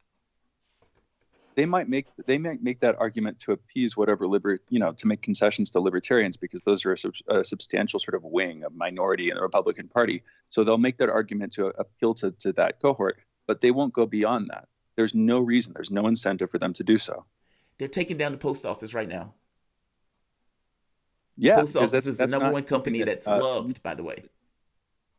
That's not something that almost like hundreds of millions of Americans are sort of existentially dependent on going into late life. It's a categorically different thing. I think that Social Security, Medicare, Medicaid, that stuff is sort of more deeply baked in. So specifically Social Security. They're going after Obamacare in the middle of a pandemic, which would honestly remove healthcare from 30 million people instantly. Yeah, I know I kind of hedged on Medicaid a little bit, but even that's in a different category from Obamacare. Obamacare is a lot more politicized, but that's completely different than Social Security. I don't see it. I don't see Republicans doing that. How? Think of your Shane. 40 million people right now out of healthcare. Wait, hold on. 40 million people right now out of healthcare. They don't have it at all. It's not that people love Obamacare. They just look at it as the only thing that they have. And you are going to rip that from them. The overwhelming majority of the people would say, I want to keep my Obamacare if this is all I have during the pandemic. And the Republicans say, we don't care. Trump say, we're going to rip it away. And they have a court hearing right now that will make the determination of whether or not they're going to destroy Obamacare in the midst of a pandemic. I'm telling you, it is rigidly, viciously ideological. The post office, yes, you're right. It's not the same thing as Social Security. By the same token, it was the number one company that was loved by the American public, and they don't want you to get rid of it. And yet, they're doing it. Okay. Well, we can come back to it. I think we may have other callers to get to, but come back to it. Maybe we can make a prediction or something and see where we are a couple months from now. You know, exactly. No, but we've got Rod from Philly calling in. Rod, you're on the line. What's going on? Hey, good morning, guys. Yeah, I haven't heard that interview with Trump and Lauren Ingram, but just to hit on what he was talking about, the shadowy figures he's talking about, he doesn't name them. One of them would be George Soros, because his daughter and Jared are friends with George Soros, and their son Alex. That's a big funder of the Antifa and people like that who are agitators. So that's why he made a video, if you'll remember, back in 2016 during the campaign, and they put George Soros in the video, and immediately the mainstream media says anti-Semitic. I mean, if you mention anyone who has any Jewish heritage as anti-Semitic, that's their attack. And on the first thing about the poverty thing, I mean, it's amazing that when we talk about suburban living or upgrading your lifestyle out of poverty into somewhere where you can raise your family in safety, where they want to build low-income housing near suburban homes. I mean, anybody, whether you used to live in one or maybe you didn't, would say, what sense does that make? Why would you bring people here who, for whatever the circumstance, there's a lot of circumstances. Sometimes the father leaves the home, sometimes people die, but you're putting people who come from a struggle. A lot of people embrace that struggle and think it's okay to live a certain way.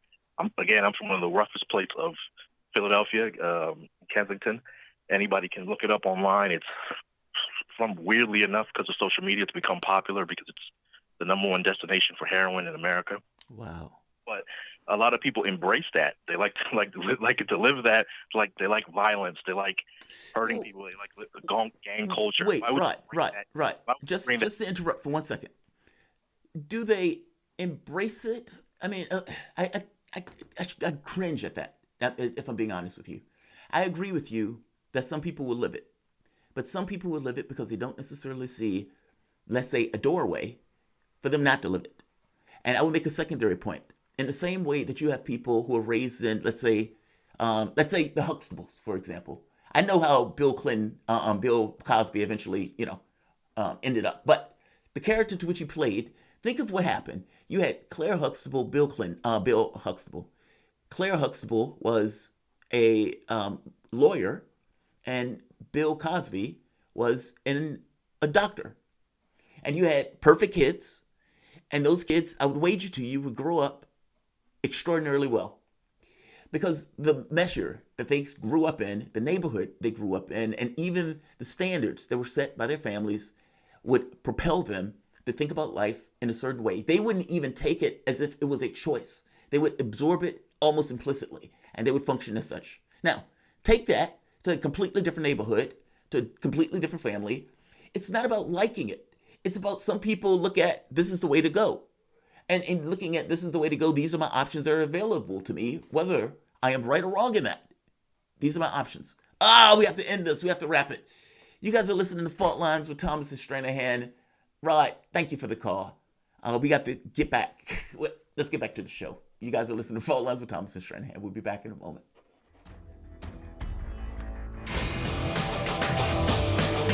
Fault Lines.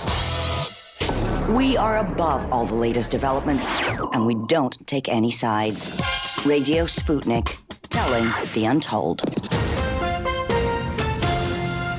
It's time to double down with Max and Stacy. Yeah, double down. We're talking markets, finance, business, economics, ka-ching, bling, just about everything money related on Sputnik. It's called Double Down. We're asking, are dead cats bouncing, or have fundamentals changed? That's this week on Double Down.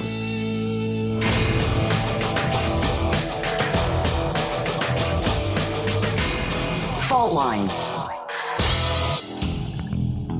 And we're back. Fault Lines with Thomas and Stranahan. We're also joined by Demetrius Minor. He's a minister, political and cultural commentator, also an author. Demetrius, how are you doing this morning? I'm doing well. Thank you for having me on the show. Glad to have you. Thank you. Thank you for joining us.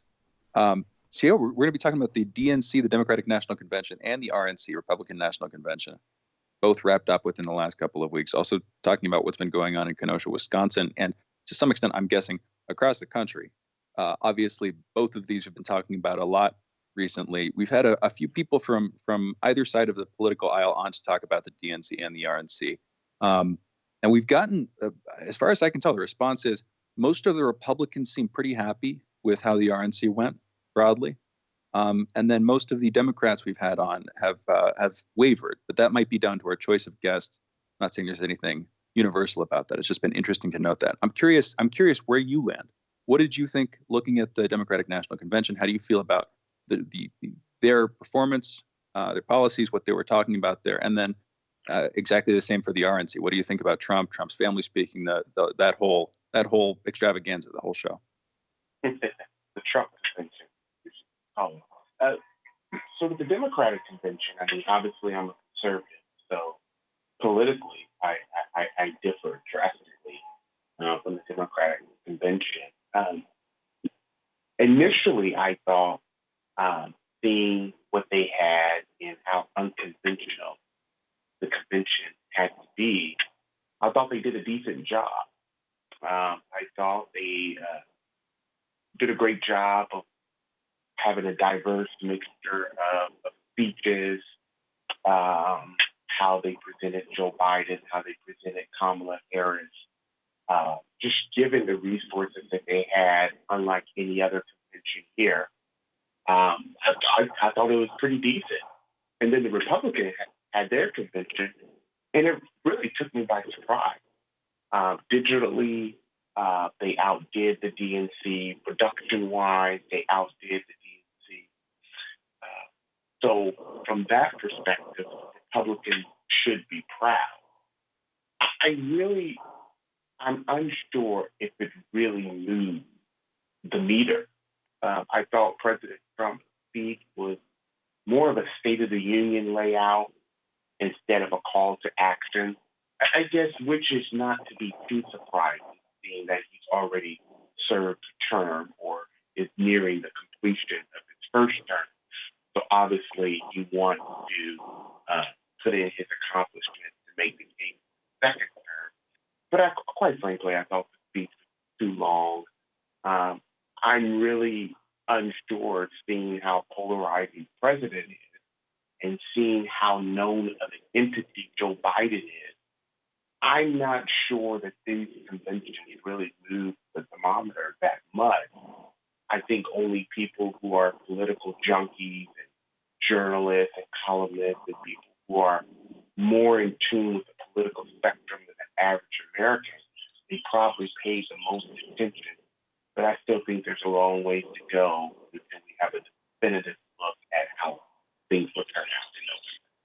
I think you're right. Real quick note, Demetrius. I'm not sure if you are. It sounds like you may be on speakerphone. We just had our audio engineer, Andre, recommended that we ask you about that. So if you are, please switch off of that. We'll probably get better audio the other way.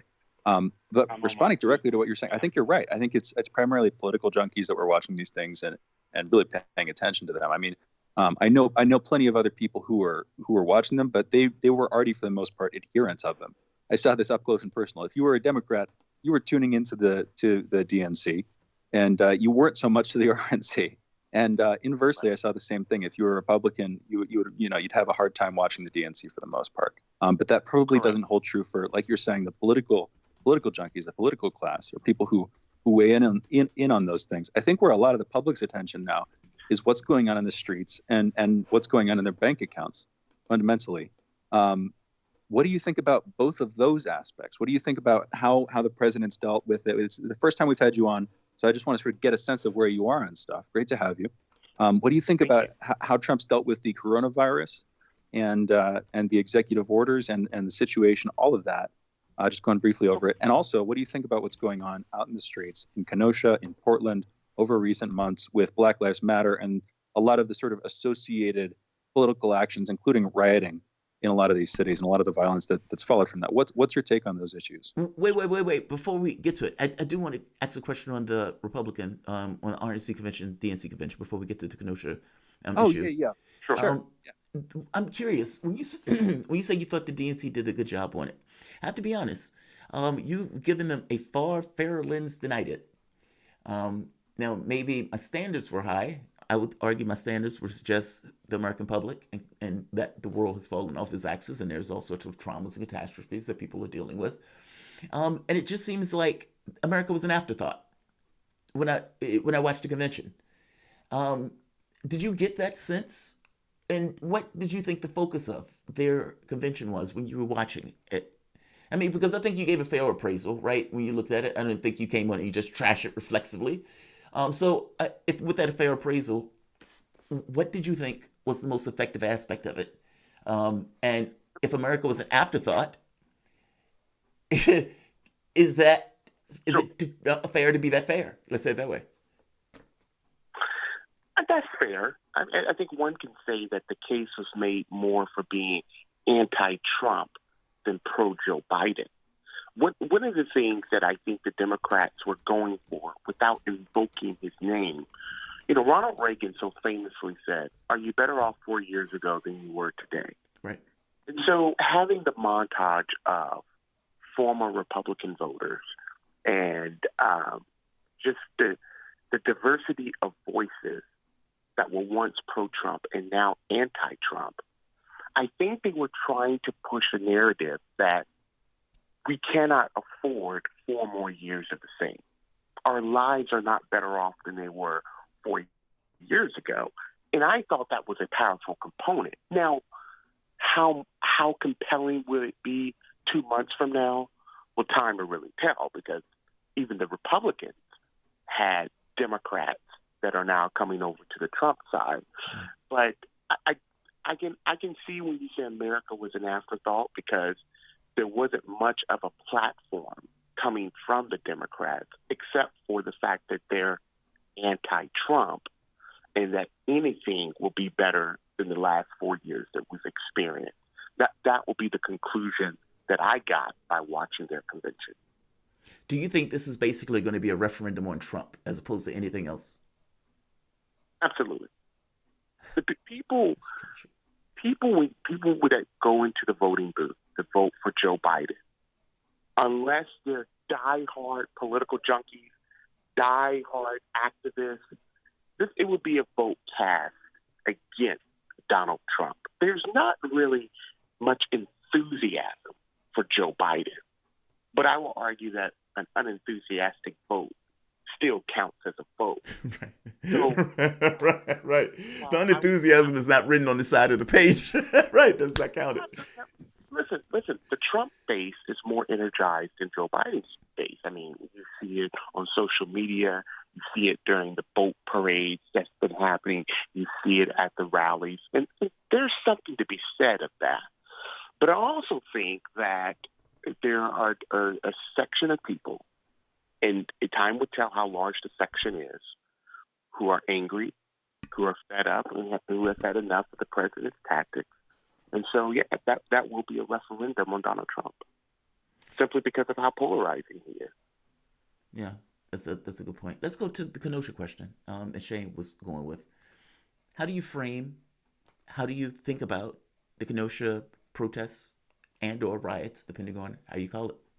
I suppose it's both. We're at a very interesting cultural crossroads in our country. And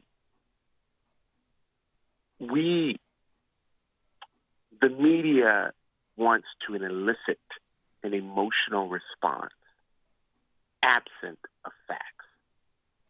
Because facts don't really matter anymore. It's all about emotion. I think there's several components to Kenosha.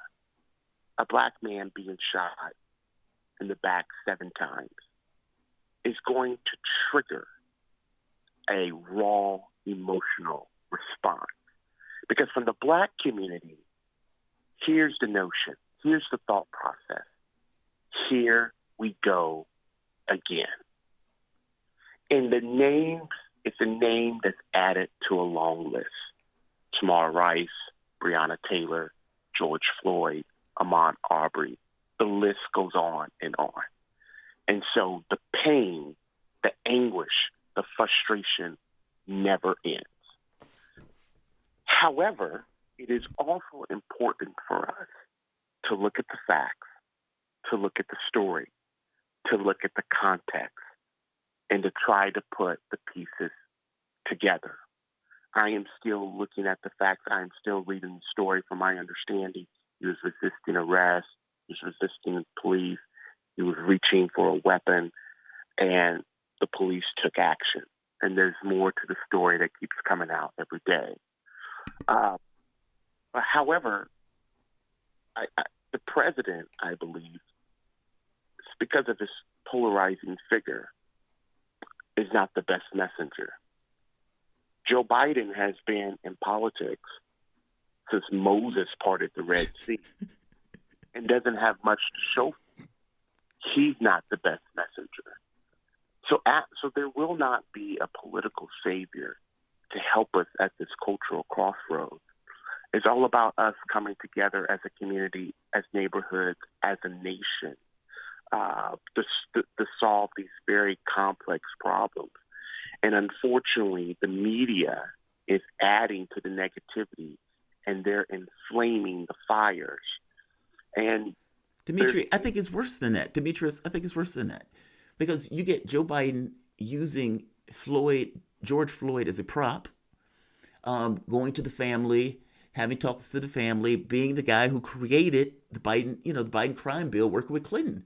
I found it to be astonishing. And even using, saying, he's going to meet with the family of Jacob Blake's. Right. He's not doing this for getting anything done in real terms. He's doing this in order to use them as a prop. So when he goes out, he can say, hey, I'm with these families. Hey, black community, remember when I was working with you guys in the civil rights movement? Oh, right. I wasn't doing that. Don't pay no attention to that. Pay attention to this now with me and these guys. And Trump, alienated, can't go. And the honest truth is, maybe Trump should have went. You know. Well, so I definitely agree with you. The optics of it all, especially when a politician makes a visit. In the back of our heads, we're always asking, what is he looking for? What does he have to gain? Demetrius, I'm sorry, give me 1 second. Let's flip over to the other side. We'll let you answer, and we'll get back into the conversation. I apologize. I started that at the end of the break. You guys are listening to Fault Lines with Thomas and Stranahan. The voice you were listening to was minister, political and cultural commentator, author, and servant. We'll be back in a moment.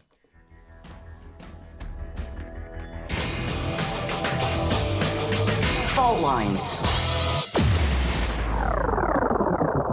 Radio Sputnik. We speak your language.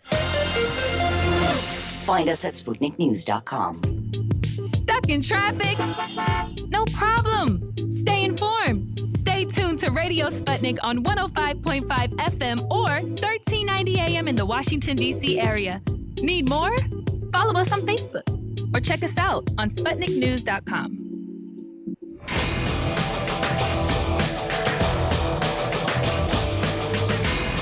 Fault Lines. Welcome back to Fault Lines. My name is Jamarl Thomas. I am here with my co-host, Shane Stranahan. Joining us is Demetrius Minor, minister, political and cultural commentator, author, and servant. I think the question that I asked had to do with the way the framing takes place for the various people involved in a political situation, especially in the context of Kenosha, and the way that political actors, be it Joe Biden or for that matter, Trump, use these things as political props as opposed to dealing with them in real terms. Please continue your conversation. So here's where I think it is a little bit different for Joe Biden, and this is actually one of his strong suits, okay? Joe Biden has the unique ability, and the unfortunate ability, I would add, to empathize with voters and to grieve with them, given the context that he has lost his son, Beau. He's also lost a wife and daughter in an accident. Now, these are two separate incidents, not relatable necessarily to racial tensions and race riots, but has lost a loved one. I would not underestimate Joe Biden's ability to empathize with voters. And when you're able to empathize with voters on a human level, that transfers to the ballot box. I'm not sitting here denying that, the Biden team is not thinking of some political capital because, after all, they are running for the office of the presidency. But Joe Biden has the ability to empathize, which is something President Trump lacks. So there is a part of me that looks at it from a political perspective, through the political lens, that says, well, they're in the middle of a campaign. They're looking to get some momentum that may have temporarily been lost due to the GOP's very strong convention.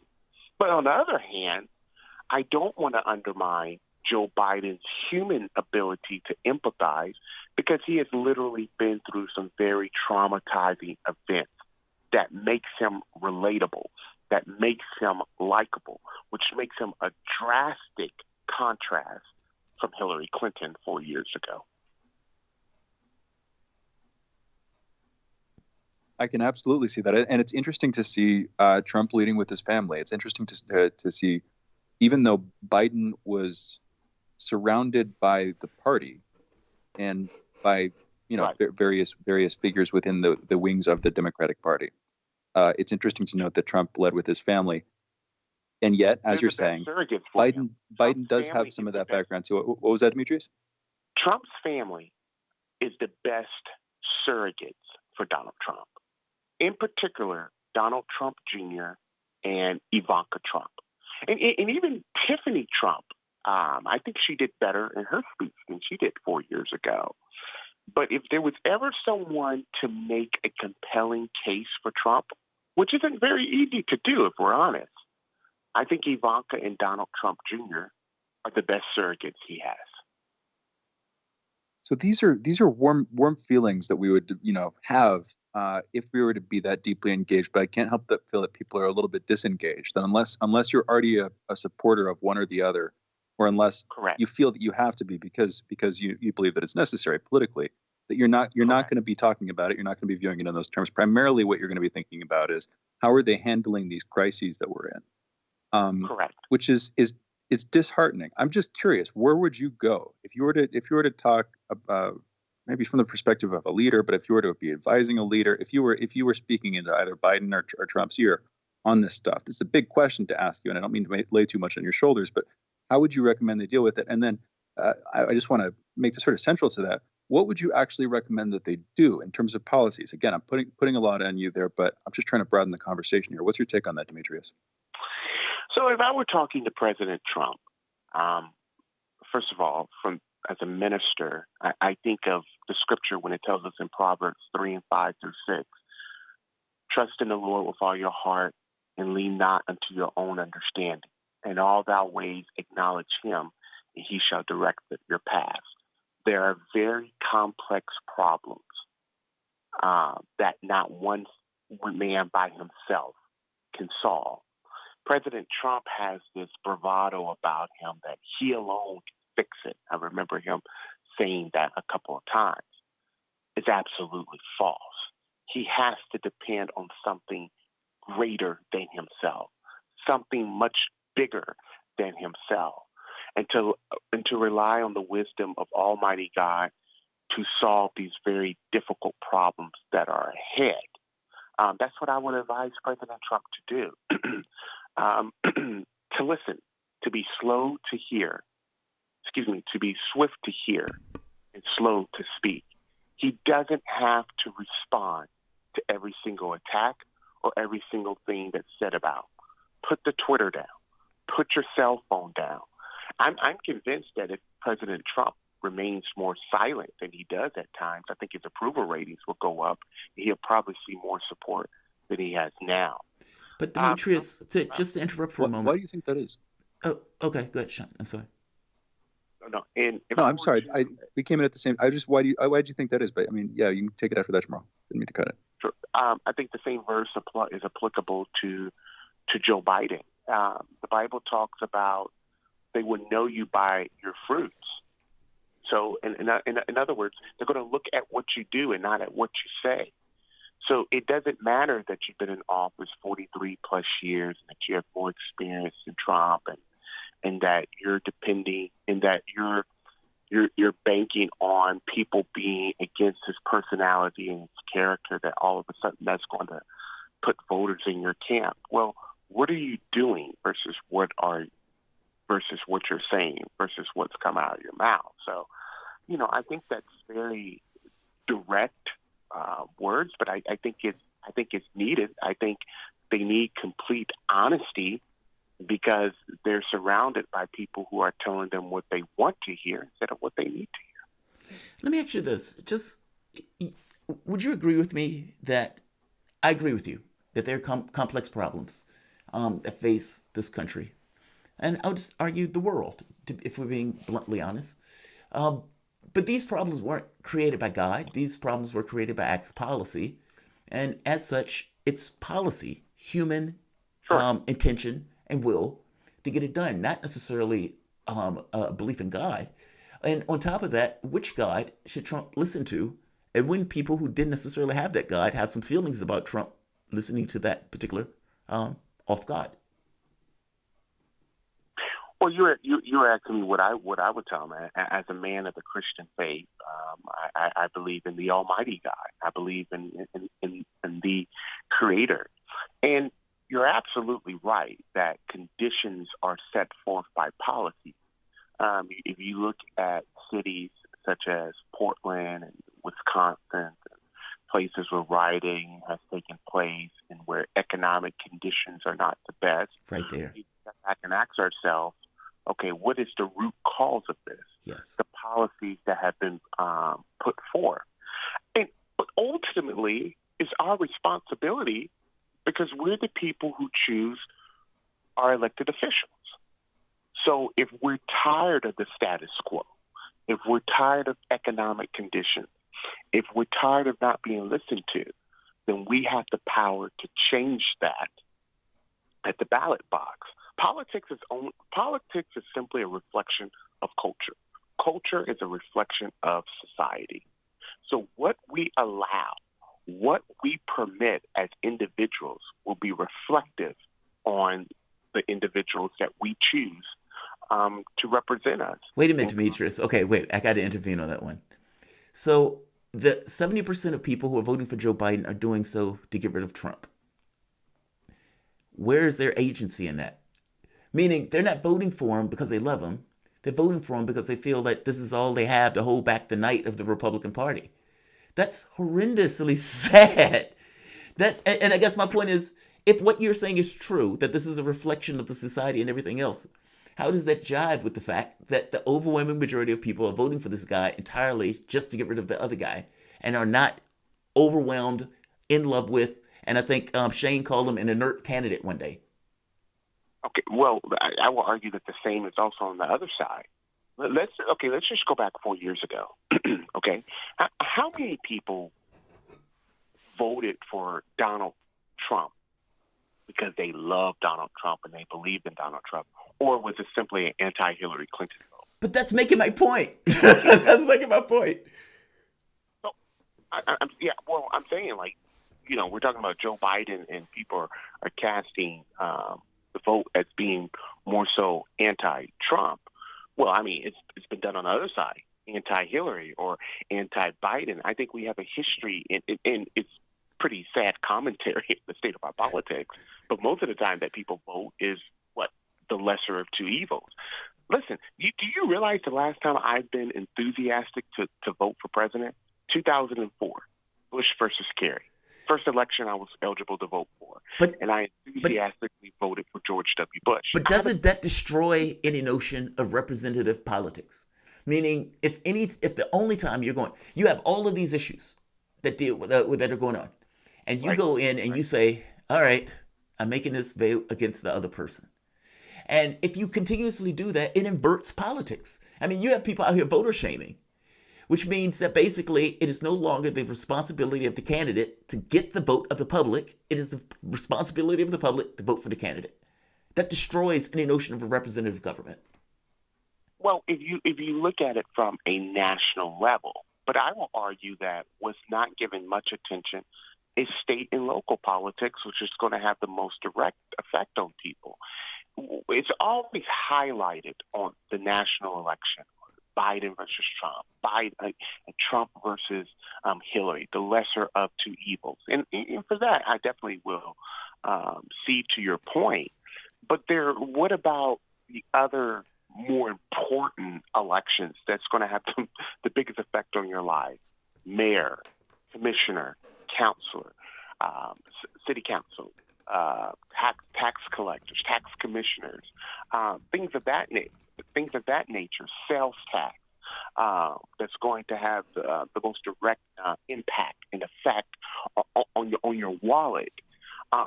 Those are issues that probably deserve more focus and more commentary from us, the national elections. But yeah, it is a pretty sad state of affairs, and quite frankly, looking at the trend, I don't know how much better it will get.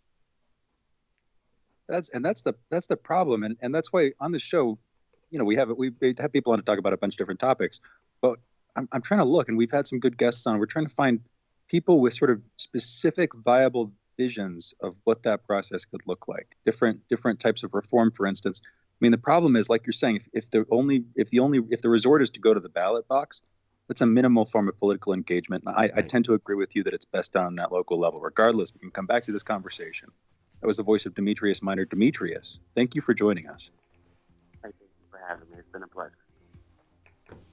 Yeah, great conversation. Pleasure to have you. Demetrius is a minister, political and cultural commentator, and an author. We'll be back in a minute with another hour, our last hour today, of Fault Lines with Thomas and Stranahan. Headlines coming up.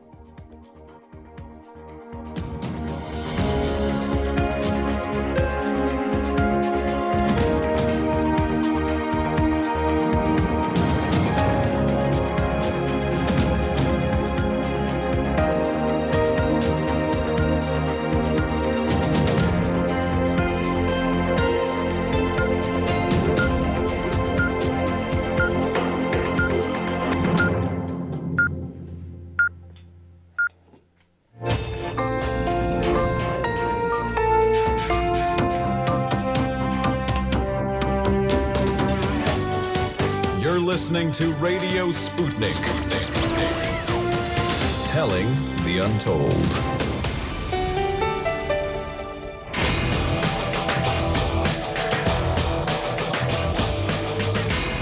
Fault lines. And we're back live, coming to you from across the divided states of America. It is now time for the last hour of the most disruptive show in American politics. In the politically independent corner, and as an investigative political analyst and radio talk show host, I am Shane Stranahan. And in the left corner, I am the indefatigable, ever vigilant, the last man on the wall with my co-host, Shane Stranahan, your political analyst, Jamarl Thomas. And together with Jamarl Thomas, I am the co-host of Fault Lines with Thomas and Stranahan. See, that was a little bit awkward there, but what happened was you say my name during your thing. You say I'm on the wall with Shane Stranahan, but you say my name a second time. So like I say my name, then you say my name, then you say your name. So I'm like, why should I say Jamarl's name again? So that's what I did, and at least now we're equal. Anyway, with symmetry out of the way, we're moving into a different kind of asymmetry. The fast-paced world of politics and news. We're getting into headlines. Well, wait, mine is awkward also slightly, because it's like Lone Ranger and Tonto, and it's like, well, how's he a Lone Ranger and Tonto? So it's like the last man on the wall, and then I kind of lie and say with Shane Stranahan also. I'm sorry. Go ahead. It's, well, as you co-host a show with somebody, you get to know them better, and so your identities in a weird way, they kind of merge. And maybe that's the thing is we're sort of becoming one person. That's terrifying. You should please warn Aisha. Please warn your wife. Anyway, no, we're getting into headlines. We got them coming straight to you. Again, they're taking calls in a couple of minutes. 202-521-1320. Headlines. Trump has defended the decision to send the National Guard to Kenosha as he visits there today, as he visits the city of Kenosha, Wisconsin. He says that if he hadn't sent the National Guard in, that, quote, there would be no Kenosha right now, end quote. Wisconsin's governor and Kenosha's mayor have both asked Trump not to come to the city. Trump has said he has no plans to meet with the family of Jacob Blake there after they reportedly asked him to allow a lawyer onto a call that they were going to have. Again, a call between President Trump and the family of Jacob Blake, a man who was shot in the back 7 times by the police, triggering these latest protests. Biden has accused Trump of fanning the flames. We keep talking about the issue of how the stage seems to be set for civil war. It seems like a lot of people are talking about this now on the national political level. We have DC Mayor Muriel Bowser saying she's concerned about, quote, this country descending into a race war, end quote. And of course, also saying that she is worried about the continued incitement of violence from leadership, quote, end quote, coming there. In our next headline, U.S. District Judge Annalisa Torres warned Steve Bannon and 3 others charged with fraud to not talk about their court case publicly. That court case, by the way, the group was recently charged with defrauding donors to We Build the Wall. That's a group that fundraised to build a private section of border wall. The judge also set a trial date in this case for May 24th, 2021. In our next story, President Trump's son-in-law, Jared Kushner, flew on the first commercial flight from Israel to UAE, the United Arab Emirates, this morning. This comes after yesterday speaking alongside Benjamin Netanyahu, advocating for basically greater integration between Israel and other states in the region. This is the first sort of new diplomatic opening, a new diplomatic détente in like over 25 years in the region. So it's significant in that sense. The administration's definitely pushing for this becoming a bellwether, something that's going to lead to more of these alliances. But as anybody who's paying attention to the region knows, it's a hornet's nest. It's fraught. Every relationship in that region, as far as I can tell, is complicated. Anyway, next headline: TikTok has said that it has chosen a bidder/buyer for the sale of its U.S., Australian, and New Zealand operations, and that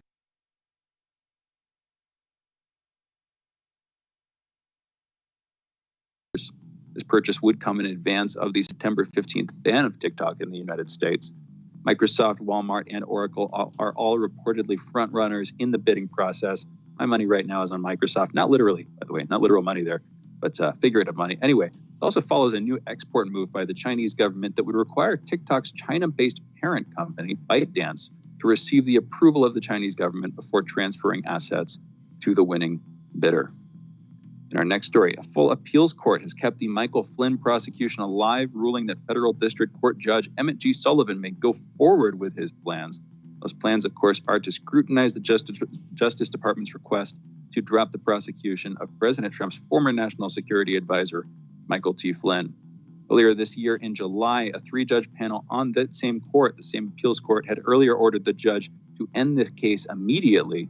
This new ruling effectively means Judge Sullivan can proceed with his plans to hold a hearing about the Justice Department's request to dismiss the case before he rules on that dismissal.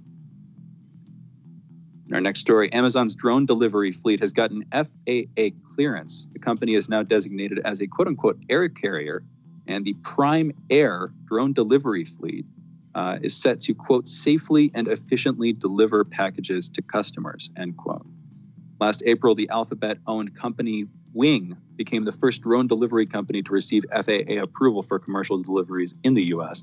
And UPS, the company UPS, last October, won approval from the FAA to operate a fleet of drones as an airline. In our next headline, Elon Musk is now designated as wealthier than Mark Zuckerberg after Tesla's stock soared almost 500% this year. This change in economic fates also comes as Musk demoed his controversial Neuralink technology with a pig in what I'll call a rather underwhelming example. That's sort of how I built it. What they did was they inserted this small device, it's a small computer, into the brain. Surgeons have been doing this for decades. Like, we've been doing these sort of surgeries for decades. That part isn't what's remarkable. What's remarkable is just their version of the tech and the fact that they're sort of planning on doing this on a mass basis and that they have the money and stuff. What they did was they inserted this, and then they basically set off a little sensor whenever the pig made a certain sort of snuffling sound, whenever it made like a muscular movement in its throat and in its neck, and did the snuffling sound thing, and it worked. But that's all that this was. It's a little bit worrying if you think about the consequences, but as a simple demo, it's underwhelming. That's how I've seen people refer to it. That's how it seemed to me. And I kind of wonder whether or not it's intentional, whether they're trying to, downplay some people's inevitable concerns that this would be abused by making it basically underwhelming and trivial and kind of boring. I don't know. Maybe that's just putting lipstick on a pig, so to speak, on my end. Anyway, those are headlines. You're listening to Fault Lines with Thomas and Stranahan. And we're getting back into it. All right, we're taking calls. 202-521-1320, 202-521-1320. We have a few people on the line, but you can join us. Again, if you want to call 202-521-1320. Michael, calling in from Silver Spring. Michael, what's going on? Yes. Yeah, hold on. Yes. You there? We are here. You can hear me. You there? Okay, great. Thanks. My headphone popped out. Thanks. I just want to say, good morning. I just want to say that the Neuralink thing, that thing is 100% real. I know from firsthand experience. I don't really want to talk about it too much, but definitely the technology now has the ability to read your mind.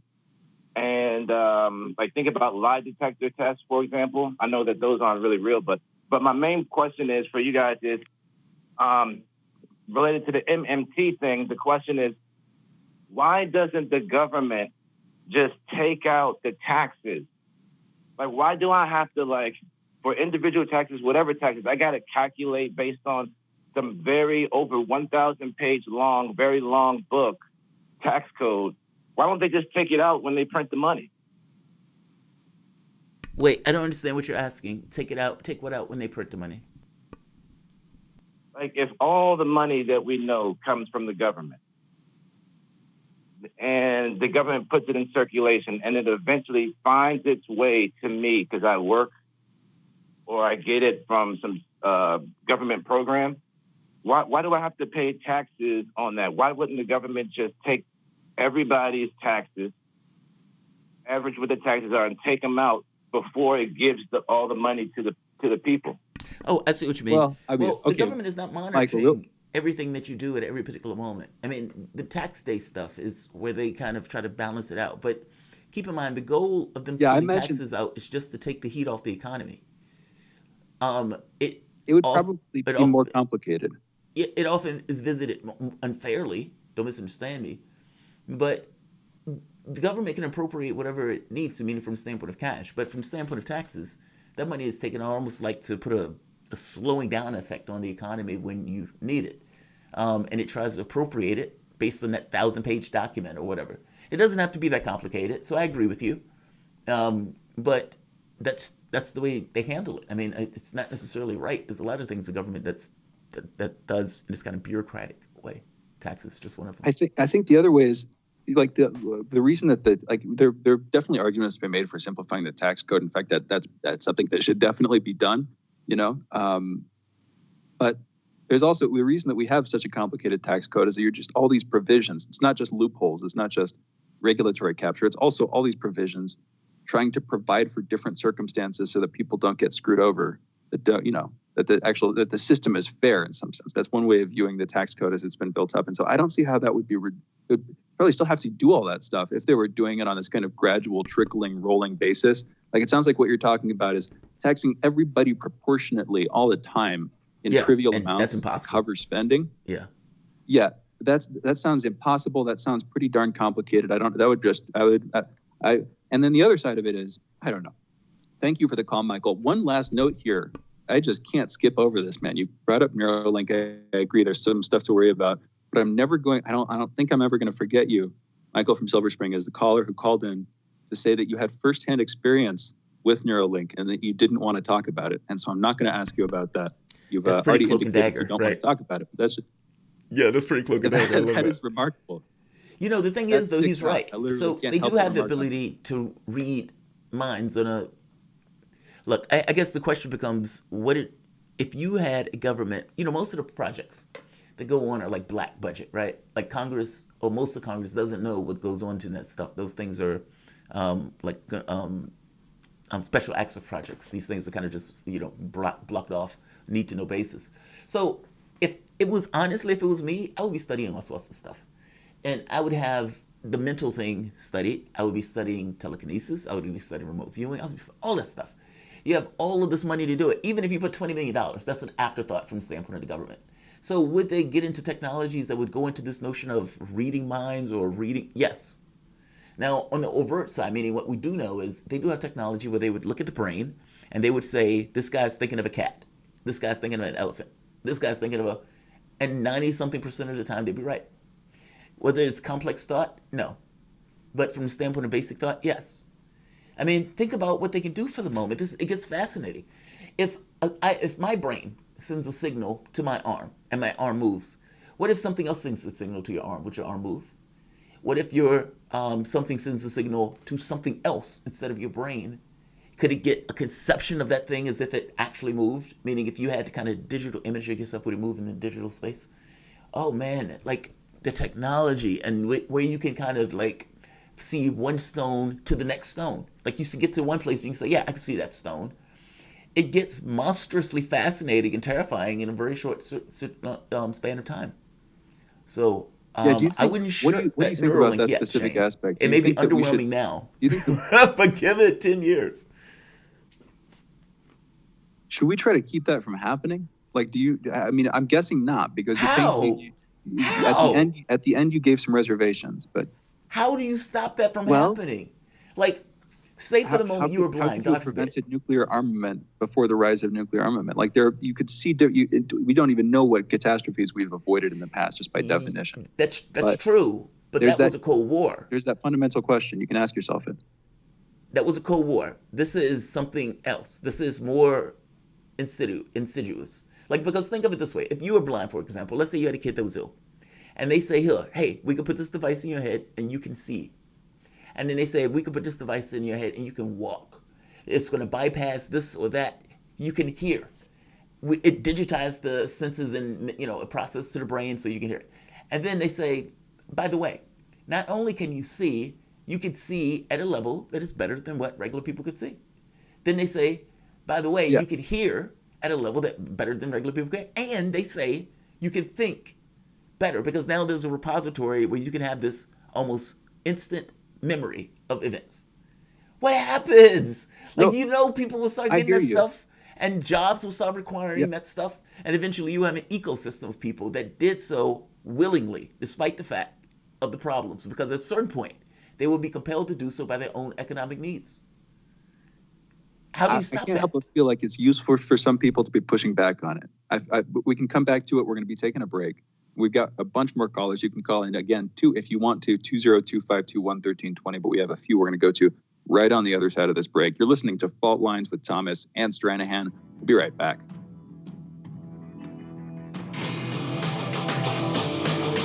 Fault Lines. 24 hours a day, 7 days a week. We give you the most essential information out there. Radio Sputnik, telling the untold. By Any Means Necessary is your guide to the movement and efforts shaping the world around us, from mass incarceration. No longer am I interested in or concerned with prison reform. I am interested only in the eradication of prisons. To the battle between police and water protectors. It was a pretty punishing disregard for the sanctity of human life, that unleashing water cannons on peaceful, prayerful water protectors. From efforts to protect the environment. The climate movement is ready to, with plenty of opposition research and force and strength, along with, the right of both science and morality, to fight them on this. To the movement for Black Lives. When I first saw the Michael Brown video, and I saw that it clearly contradicted the narrative put forth by the Ferguson Police Department and by police supporters in general, 3 words came to mind: color me shocked. Stay tuned to By Any Means Necessary, 5 days a week here on Radio Sputnik.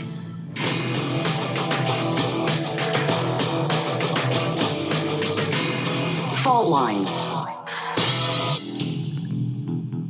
We're back. You're listening to Fault Lines with Thomas and Stranahan. We're taking calls, 202-521-1320. Jamarl, you were asking me I don't even know that I want to make, I guess I can make a quick comment, quick follow-up. It's just, we're talking about, it almost gets into like transhumanism in these issues. And I understand what you're saying. It's hard to hold this stuff back. I have an associate friend who says if a hurricane is coming, he'd rather have a surfboard than a sandbag. In other words, he'd sort of rather capitalize on something, an inevitable change that he doesn't like, than try to keep it from happening. And I understand that mentality, but I can't help but feel I'd like to be up in the mountains somewhere, far away from the hurricane, just hanging out with my little, family and my garden and with my chickens and stuff. I can't help but feel that'd be more desirable for me, if not the world. You sound like a I don't commie, know. Shane. That's my. You're sounding like a commie, What's man. That? Oh, commie. Well, man, you're not going to let the innovation flow. The invisible hand is going to take care of all of it, man. No, not like that. No, not space communism. No, not that. Happy paradise. Not for me. No, I'm just kidding. I actually genuinely wouldn't want that. Here's the weird thing, man. I don't mean to take too much time for myself. We really should go to college. I lived on a farm when I was like 17. I was like a kind of like right-leaning libertarian dude at the time, but they were a commune, and it was great. It was just like a wonderful, like, intellectual fertilization thing, cross-fertilization thing. Definitely changed the way I saw things, and it inflected who I am today. Anyway, we should go to calls, I think. You want to come back, Jamarl? Do you think we can just go to calls? Let's go to calls. All right, let's do it. We've got Karen calling in from Michigan. Karen, you're on the line. What's going on? Super. I'm calling because there was a comment about how we don't want to put low-income housing in the suburbs or in, more affluent places. And the thing is, I've worked with people experiencing houselessness and people with mental health issues. And one of the big pushes is called community inclusion. And the idea behind that is that you take, if you isolate people with only people just like them, then all they see is just like them. And community inclusion takes people with, limiting issues, and puts them in an environment where, for instance, in the suburbs, there's more grocery stores, and there's the libraries are nice, and there's other people around who can care about you that are not necessarily in such dire circumstances that they can't help you. So I've lived in low-income housing, and I've lived in low-income housing in the suburbs, and the difference is just amazing. Karen, I really appreciate that call. I've lived in low-income housing myself, and yeah, it's a difference, right? I mean, I was able to live on one side that was actually rather peaceful, the other side was not. And this gets, in a weird way, back to the mask issue. Like, you hear people argue, well, that mask is not protecting me. It's like, no, the mask is protecting somebody else who should wear a mask that is going to protect you. Meaning, are we really so petty that the fact of doing something that's in the benefit of somebody else that is alive and a human being like you, that just like their life just like you, that has family members that love them and they love just like you, they're just like you. It's a roll of the dice that you ended up who you are. You're a quirk of nature. That's all you are. And that other person is a quirk of nature, but both of you want to live. And so it's like when she's making the point that, look, you're bringing somebody else into a community that was in a disadvantaged community. You want them to be around people where they can see, oh, right, this is another side of life. Because what you will get, I promise you, is people who get locked into a mode of thought, a mode of being, a mode of thinking that this is the way things are. If you walk out your house and this is the way things are, you go back in your house, this is the way things are. You got to break that somehow. And I think her basic point is like, look, you can have other people around your community that, I don't want to say takes the brunt of it because it sounds hostile and it's not that way. It's more so you could show people that there's another way to live. And I have no issue with it. I mean, I guess my only point when I was making the point about Trump was that he was focusing on this notion like it was an invasion, like zombies were coming in and it was going to, eat the people that were around. It was utterly appalling, like in his argument. But he talked about it, but never would get to this notion of poverty in and of itself. It's just a weird way of doing it. Karen, thank you. Let's go to the next call. We have, let's see, this is Aaron in... no, one before Aaron. I think it's Azia. Azia in Virginia. That's the pronunciation wrong.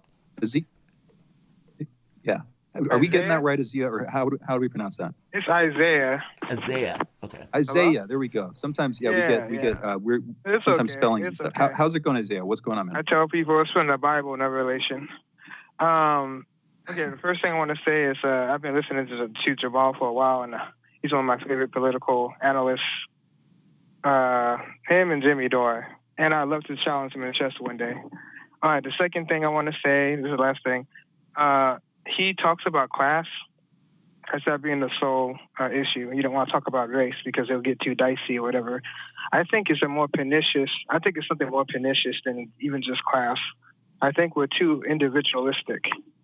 I think our individualism is promoted in this country is like really something that we're not grappling with. But why? Isaiah, wait. Why? Interrogate that for the moment. Why? Yeah, because the individualism, for instance, okay, Joe Biden, he got to where he's at, not by himself. People voted for him. The people felt like he was the right. They wasn't thinking about... No, Isaiah. Wait. I'm trying to get to something more fundamental. When you get up in the morning and you go out and you have to buy something, when you get up and you go to work and you go home, you have to make a wage. And trying to make that wage, you as an individual, to some degree, and the way your society looks at you defines whether you're positive or negative, meaning how well you do, based on how much you have in your pocket. Poverty is considered a loss. Wealth, regardless of how you get it, is considered an excess and a win. If you are dramatically wealthy, you would look at yourself as an individual because I did this on my own. And so your society organizes around that principle. And everybody else fights dog eat dog in order to try to make them. I'm making the point that the very basis of an economic system creates that perspective and that point of view of the individualistic point of view. And how we scale it, it functions that way.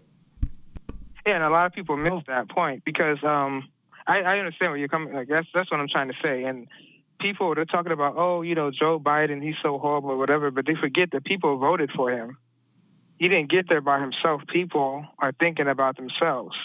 When Bernie got up there and he's saying we need to have Medicare for all and all that stuff, well, even Andrew Yang, when he said $1,000 a month for everybody should have had an instinct that, that's going to help everybody. Why not go for that? Instead, what they thought is, oh my gosh, Trump's going to get in, and I want to go with the safe option because it's going to make me feel more safe and me feel more comfortable. Everybody else be damned. I want to be comfortable. And it's not just, I don't know, it's just, I feel like it's even deeper than class. Because even people who are impoverished have the individualistic mindset. And no one's talking about the individualistic virus. You know, we're doing the coronavirus. But how could they not? Wait. How could they not? Like, if you're poor, I grew up in poverty. If you're poor, and you see everybody around you go and do their life and do their thing, Go ahead. wouldn't you also want those things? And wouldn't you also identify? I say this because violence tends to go up in society when people show off great wealth. Why? Because people say, I want those things, I don't have those things, and I'm willing to do something treacherous to get some level of those things, even if it's not necessarily going to meet up to those things. I'm making a point that I don't think I'm dicey about talking about race. I think we talk about race all the time. But I guess I try to make the point that how your economic system is based, to some degree, sets the tone of your behavior and sets the standard and even the logic to which you operate in order to make your ends meet. Whether you're rich or poor, that logic is not going to change because the same logic applies, or the same modus operandi applies in the way that you operate in your society. No, I agree. I'm just saying that I think the biggest issue is that that's not brought up enough. And as long as it's not getting brought up, it's going to just spiral out of control. You know, and then you got people, you're gonna have the looting and all that stuff because everybody don't feel like they're in the community. Because in many ways they're not. You know, in many ways we become more isolated. Even before the virus, you know, before the social distancing, we've been kind of, you know, isolated. And I don't know, people just want to blame the other side and blah blah blah, and they're not understanding that like the community aspect needs to be a thing again. You know, I know it's going to be harder now because of the virus, but yeah, that was just my thoughts. That's all I want. I appreciate it. Thanks for the call, Isaiah. You know, I mean, good call. I could talk about this for like, we could do a whole segment on this stuff. Yeah. I agree in large part there, but there are like, as with so many things, there are just ways there are conditions that I would put on it. But I think that fundamentally we've moved into this sort of, I view it as like atomic individualism, or anomic individualism is a term that I was using, or saw other people using maybe.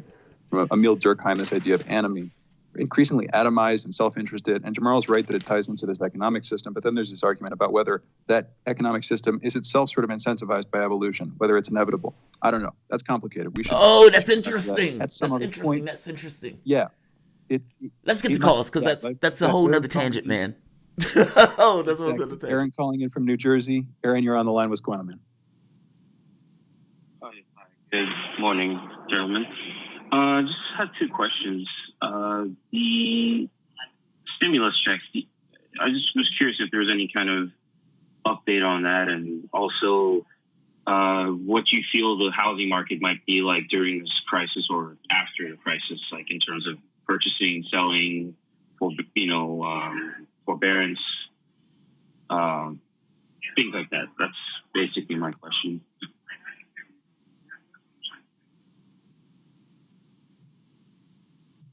Thank you for the call. Appreciate the call, Aaron. No update on stimulus checks. No, Congress, last I checked, was kind of weirdly in and out of session and wasn't making any progress on it. And the executive orders were sort of where people's attention lapsed. But the $1,200, whatever it would be, the stimulus package, that would be a big deal. It's just so here's an update for that. In the news. Here's an update.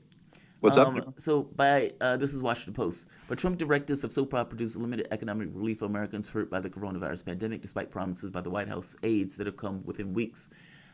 Friday, only Arizona has started sending $300 to its residents. 13 states have approved the enhanced payments, and some, including Montana and Kentucky, will kick in $100 to match the out-of-pocket residents that could get up to $400 in enhanced benefits. Many other states either have said they're applying or have not said whether they would move forward other payments. South Dakota has turned down the jobless benefits.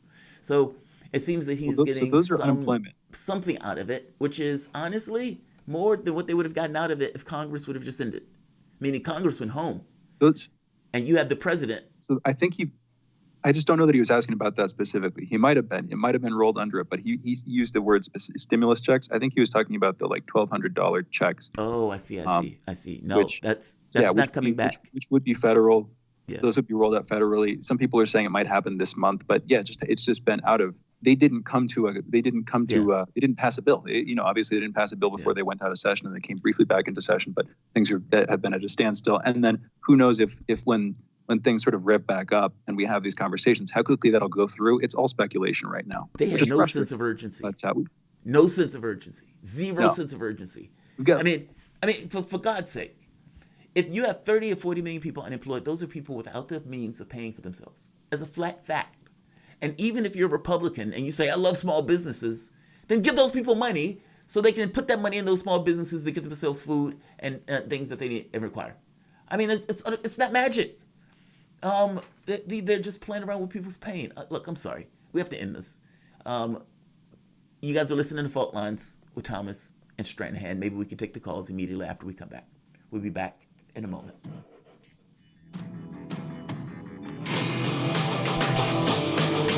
Fault lines.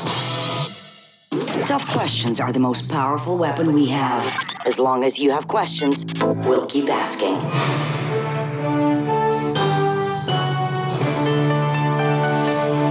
Radio Sputnik. Telling the untold. Catch all the breaking global political and economic news as it happens. Sputnik brings an all-star lineup with expert opinion from some of the biggest names in the news today. Noam Chomsky. Turkey, U.S. ally, their main goal is to attack the Kurds, the one ground force opposing ISIS. And there have been a kind of a funnel for support of ISIS, not officially, but in practice. Peter Sunday, co-founder of the Pirate Bay. We don't have any sort of democratic control of it.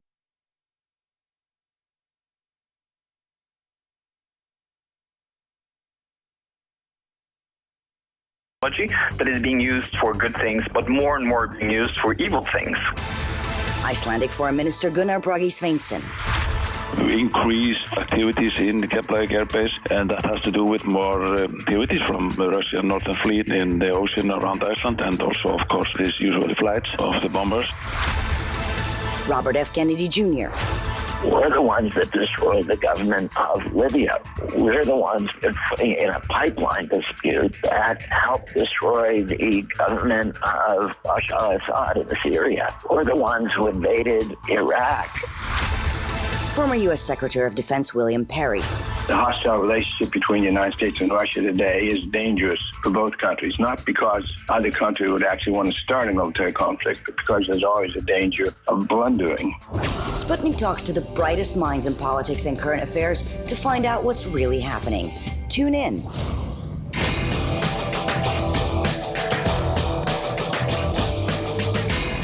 Fault lines. Welcome back to Fault Lines. My name is Jamarl Thomas. I am here with my co-host, Shane Stranahan. We have an amazing guest coming up. An amazing guest. We had a guest earlier came on to talk about basically Roger Stone. And instead, that guest spent a lot of time slandering and attacking one Randy Credico. Now, I'm saying slandering because I have to give the benefit of the doubt because I don't necessarily know exactly what happened in the shadows and areas to which I don't dwell. And so I thought it was only fair, we thought it was only fair, that Randy Credico could come on to speak about the case for himself and speak about it to the degree that he wants to speak about it. So, coming to us right now, I am excited to have political satirist, civil rights activist, and prankster, Randy Credico. Welcome to the show, Randy. Yeah, thank you, and Steve, thank you. Shane, yeah, absolutely, man. I don't even know who the person was. Let me just say this. I don't know I just heard I was slandered, and I didn't listen to it. And, but, what can I do? Well, nice to be. Let me say this. I didn't like the way the person talked about you. I'll say it that way. And my thought was we have to get Randy on the show to just talk about the case himself and give his point of view on what took place. You would have a infinitely better point of view than any of us on the internal mechanisms of the relationships and the people involved. So, I looked at this as an issue of fairness personally, with a de facto, I guess, position that I would be interested to hear all of this from your side of it in general, if that makes sense. So, like I think I said before, this was never. I've spent so much time talking about this over the last 3 years. I got dragged into it. I was lied about. I was, forget about the threats, but I was lied about, and I was like a fall guy for somebody. And what can I tell you, man? Well, let me start at a particular point. Wait, let me start at a particular place. Let me set the context. Roger Stone gets convicted. Now, what's interesting about this is for all the people that were peddling Russiagate, this should have been the death nail. This should have been it. Because basically, he supposedly was the conduit to Russia. And that conduit, he got prosecuted basically saying, you are not. Meaning he got prosecuted for lying about being the conduit. He dragged you into this, saying that basically you were his conduit to this. Now, listen, let me just make it real simple for you. Perfect. Roger Stone was tossed out by Trump in 2015, right? Roger Stone has lied about me before. It began way back in 2007, saying that I imitated him when he made this late night phone call to Elliot Spitzer's father and threatened him and left all sorts of nasty comments, right? So he said that when I was in Argentina, spoofed his number, imitated him, and left a message, right? Well, nobody believed that. It was a complete lie, but he had some of his acolytes. He's got a lot of nutcases that are his acolytes, like the one that was probably on your show, and, got them to confirm that I do a great impression. Why would I even do it? It was so crazy, but here he does it again. He got caught. He had no contact with WikiLeaks whatsoever. He told Trump that he did because he had this other guy, probably been on your show, Jerome, what's his name, Corsi, who said that he hadn't. And they had all of these conversations. Corsi hoodwinked Stone, and then Stone hoodwinked Bannon and the rest of these reactionary, friends of the president or campaign aides to the president and the president himself. All right. So he sold them a bill of goods after, of course, he sold him a bill of goods, but there was no connection to Julian Assange whatsoever. I didn't even meet him personally until 2017. I had one conversation on my radio show on August 25th, 2016. That was it. And chased him down to get another interview. Finally, he came to me 6 months later and did my show again. Okay? That's it. That's the whole, for whatever reason, Stone had told the people in the campaign that he had access. Why would Julian Assange, tell him? Why would Julian Assange want to be associated with some crackpot like Roger Stone, who's radioactive? Why would he want to? And why would he just want real quick, Randy, real quick. They always talk about supposedly a drunken conversation, where you said something about you would connect them.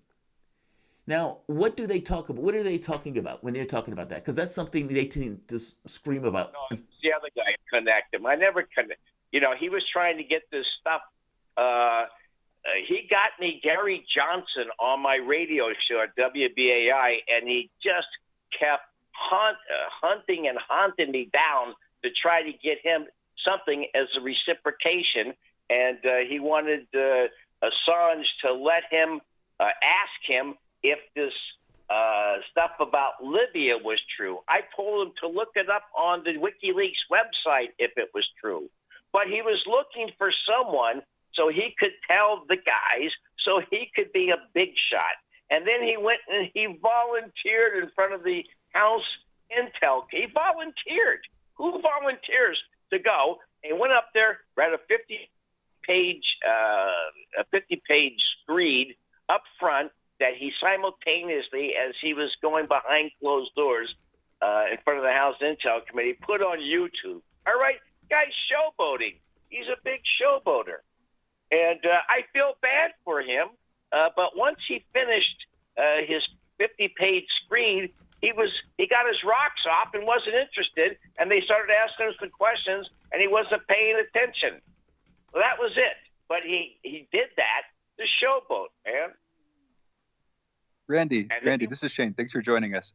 I'm wanting to give you. I haven't jumped in here. Just to be clear, we had two people on who since Jamarl and I came on the show, two guests on who've spoken about this issue. One was Tyler P. Nixon, who was not Stone's only legal counsel, but he was a legal counsel for Roger Stone. And we had David Lugo, director of the film Sensational. I know that you had. Could we get into just a background on this stuff for a second? You're saying that your only connection here was that Stone, seeking reciprocation from you after getting a guest for you on your show, asked you to hook him up basically with WikiLeaks, with Julian Assange. Is that right, basically? Yeah, David Lugo, who's a reactionary. I guess you like David Lugo because he's so anti-Castro and he's so he's a reactionary like Stone. And Stone, I put him into that show. I was helping David Lugo out. And it turns out that he likes all of the nutcases that I think it's your brother likes, right? Like all of the conspiracy guys.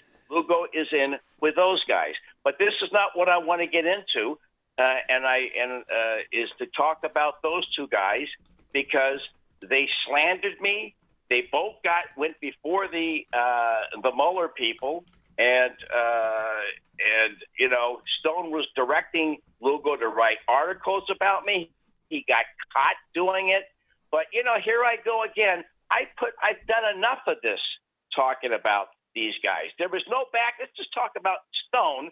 Do you think Assange would want Stone to be the guy that he wanted to talk to and give information to about stuff that he was going to put out anyway? Why would he do that? Where's the logic in that? Let me ask you this. Can you talk about Stone and your relationship before any of this took place? Like, what precipitated this? I didn't speak to Stone for 6 years. After he dragged me into, in 2010, I ran for Senate, New York State. I ran as a Democrat. I lost. Schumer had me thrown off the ballot. I was drafted by Stone and by the Libertarian Party to run in the general election as a Senate candidate. Stone brought in the elegant Madam as his gubernatorial candidate, and I was the Senate candidate. And at the end of the year, before the election, you had to choose between the two because it's very complicated. I chose the what's the name of it? The Libertarian Party over the APP, the Madam Party, and he went ballistic, man. And then he went on. He started tweeting out that I was dead. Him and that guy, the other nutcase, the nutcase from Buffalo, who now works for the Department of Homeland Security. What's his name? I forgot that guy's name. But he was saying that I was dead. They were tweeting out that I was dead, and it really did interrupt my life because I was in California when these guys were saying Credico died of an OD. Stone can be very vindictive. And, look, I saw him every 2 or 3, 4 years. When I first met him in 2002, it was great because he helped me with the Rockefeller drug law reform movement when he was running Golisano's campaign. They put millions of dollars into using that as an issue. So, I got along with him, and I don't think he is as reactionary as he makes himself out to be. He's certainly not, doesn't think he's not like Joe McCarthy. He's not like Lindsey Graham. He's really not that reactionary when you get to know him. So do you think he takes these positions or just inflates himself like this for some kind of self-importance? 2002, things were okay. We'd see each other every couple of years. Then he hijacked the Sharpton campaign in 2003, 2004, which we don't have time to get into, but I'm writing about it. And a lot of the other, these 18-year on and off. I wasn't an associate with him. Let's say one thing. I'm not an associate of Roger Stone, all right? Well, wait. Now, Randy, give us one moment to interrupt. We're going to go to the break. We're going to bring you back. And I want to get into this notion of whether or not, I guess, your relationship with him, or relationship is the wrong word for it, but well, let's just get back to it after the break. You guys are listening to Randy Credico, political satirist, civil rights activist, and prankster. We'll be back in a moment.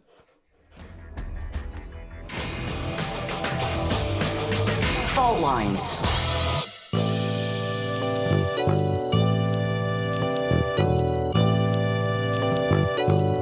What's the most important hour of the day? It's the Critical Hour with Dr. Guys, Randy's still talking. I don't know what's going on. The latest headlines. We divide the real from the fake. Tune in to hear from some of the most brilliant political minds of today. Get in-depth news and analysis that goes beyond the surface and dig straight into the details. Set your clock to the Critical Hour for a news perspective unlike any of those other guys. Tune in to the Critical Hour with Dr. Wilmer Leon, weekdays 6 to 7 p.m. Eastern, and catch us on Facebook Live. You're listening to Radio Sputnik.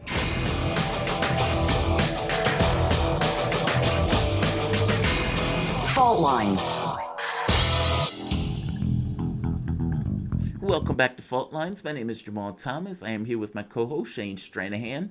We are joined by political satirist, civil rights activist, and prankster Randy Credico. Randy, I want to pick up immediately where we left off. Okay. Well, we're gonna try to get Randy to come back. Interesting conversation on Stone. What I wanted to get into basically was whether or not that's self-importance. Meaning, because at the end of the day, Roger Stone inserted himself into hysteria by saying that he had a link between Trump and Russians. And I mean, for God's sake, if you're going to say that, and you have Democrats who are screaming to the hilt that a hack that never took place is equivalent to Pearl Harbor or 9/11, if that's true, then how do you respond to that? What's the natural response? What's the natural inclination if that's true? He's back. Good. So, Randy, I'm glad you're back. So, what I wanted to get at was the notion of Roger Stone and why. Why would he do that? Meaning he injected himself into utter and entire hysteria with Democrats screaming that, they needed, that Vladimir Putin somehow touched Miss America the wrong way and that something needs to be done. Why did he do that? I mean, was that entirely for self-aggradation? Was it for ego? Was it for some cry for relevance? I just told you why. All this nonsense about there's no way that Vladimir Putin had anything to do with this. Look, the Russians beat fascism, lost 40 million people in at night from 41 to 45. All right, they're the ones who beat Nazism. They're not going to support some fascist, candidate. So I never bought that story about about Putin supporting Trump. All right, so that's a story that's so crazy. But as far as Stone being involved in this thing, he interjected himself into it the same way he said he was responsible for the Brooks brother deal in the riot in Dade County. He had nothing to do with it. There's no concrete evidence that he had anything to do with it. But he's a guy. He's Walter Mitty, man. He likes to imagine that he's doing these things, and he's a showman.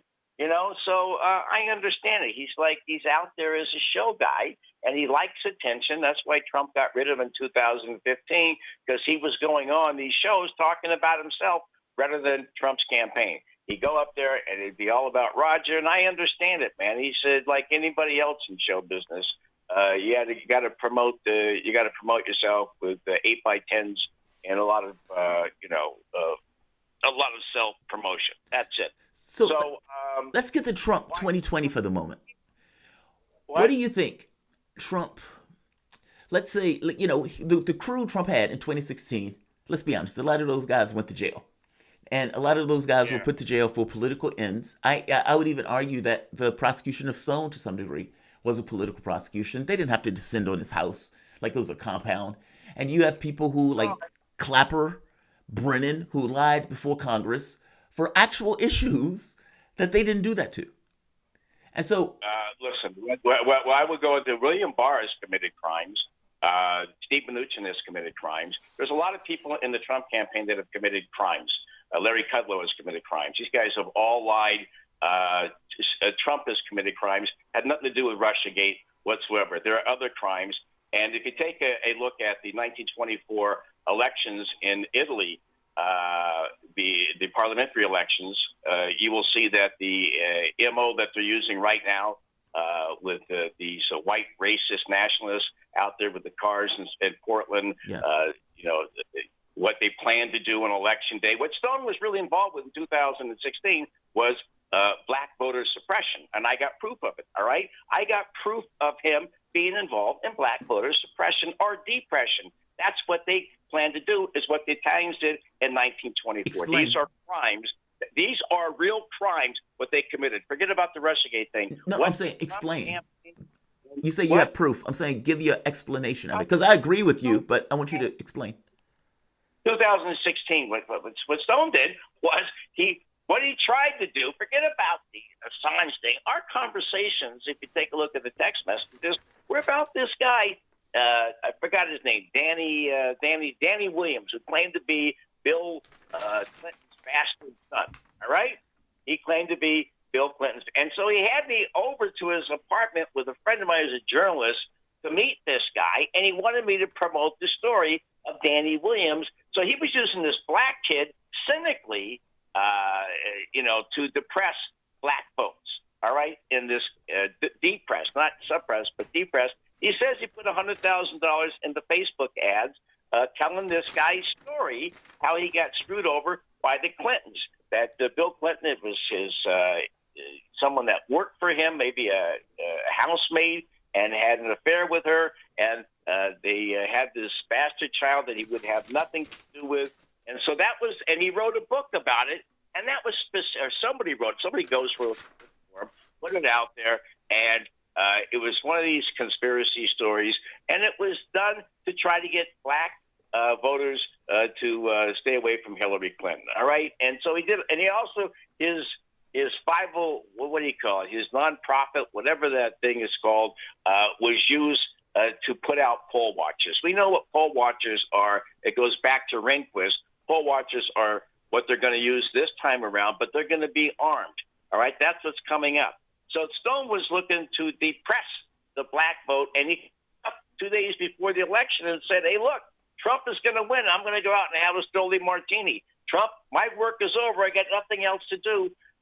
We did the internal pollings, and we're up. And so that's what Stone was up to, and that's what they're up to right now, is that they don't want to have a clean and fair election where everybody votes. Same way the Italians didn't want it in 1924, okay?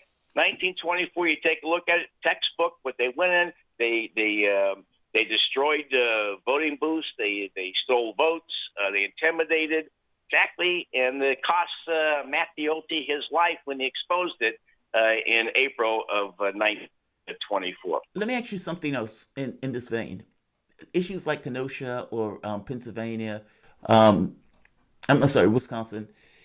So there's a trend that I've seen that I don't particularly like, because I think it's a spiral into really bad outcomes, where you have a protest, and whether you think the protest is legitimate or not, I mean, legitimacy is not real. Ultimately, people have reasons why they do things. The response, that right-wingers with guns show up, seems to be the only way that ends is somebody getting shot, right? Because they have no power politically. They're not there from the standpoint of officers, even if policemen are like, hey, good job out there helping to keep us safe streets. So just because policemen are giving you water doesn't necessarily mean they're endowing you with any kind of legal responsibility with that water. So the only thing that you have is your gun, meaning, hey, don't burn that down or I'm going to kill you. And that's not necessarily a legitimate position to take, if I'm being entirely honest, whether you think the person should be able to burn something down or not. So where do you think that ends? I mean, to me, that just ends in violence. It ends with an escalation on both sides, by the way. People who are coming to defend people who are protesting and people who are coming not to. How do you see it from a political space? Look, you know what's going on right now. The dog whistles at every one of his rallies. He didn't talk about the First Amendment. He didn't talk about the Fourth Amendment. He doesn't talk about the Fifth Amendment, the Sixth Amendment, and the other amendment, not the 13th Amendment, which he doesn't like. The only amendment, or the 14th Amendment, which he doesn't like. Only thing Trump ever talks about is they're not going to take away your guns, and the Second Amendment. That is a dog whistle to his racist following. What do you think, man? That's the ultimate dog whistle. Get your guns. The right is armed and the left is not. That's where we are right now. I agree with you. It's troubling. No, I agree with you 1,000%.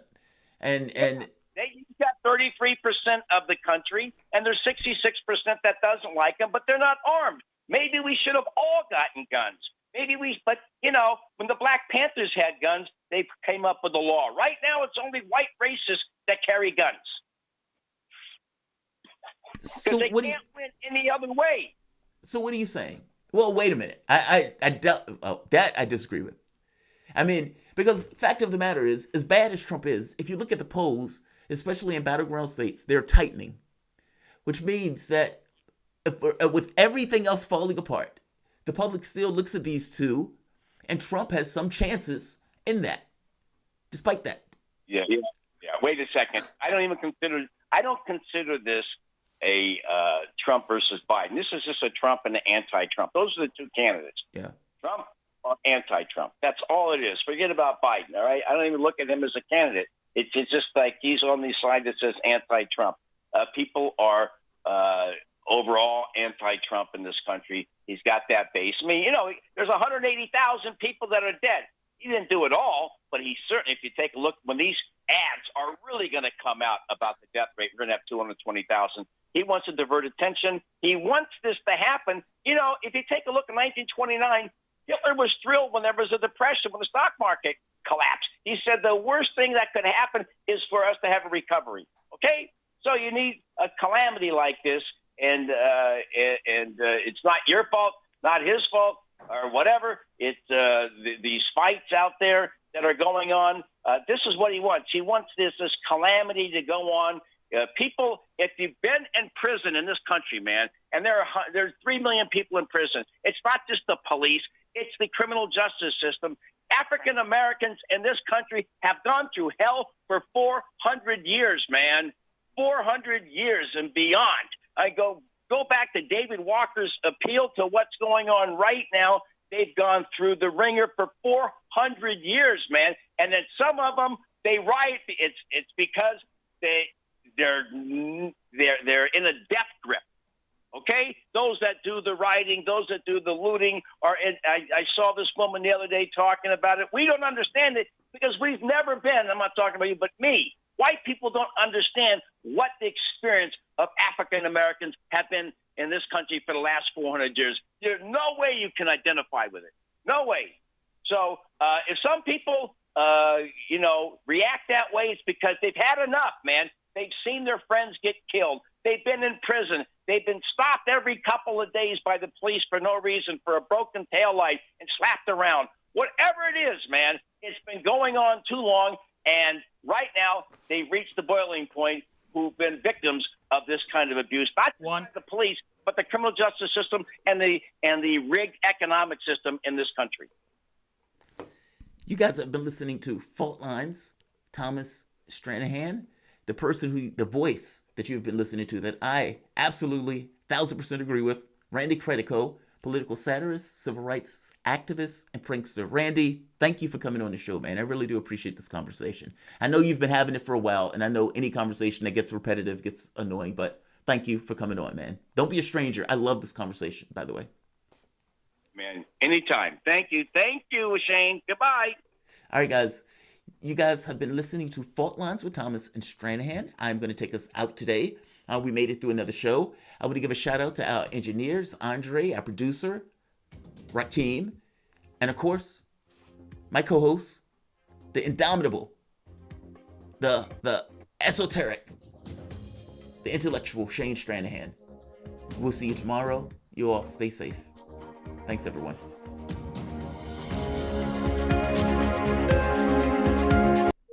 All right, guys, you're listening to Fault Lines. God, man, I love me some Credico after that. I got to be honest.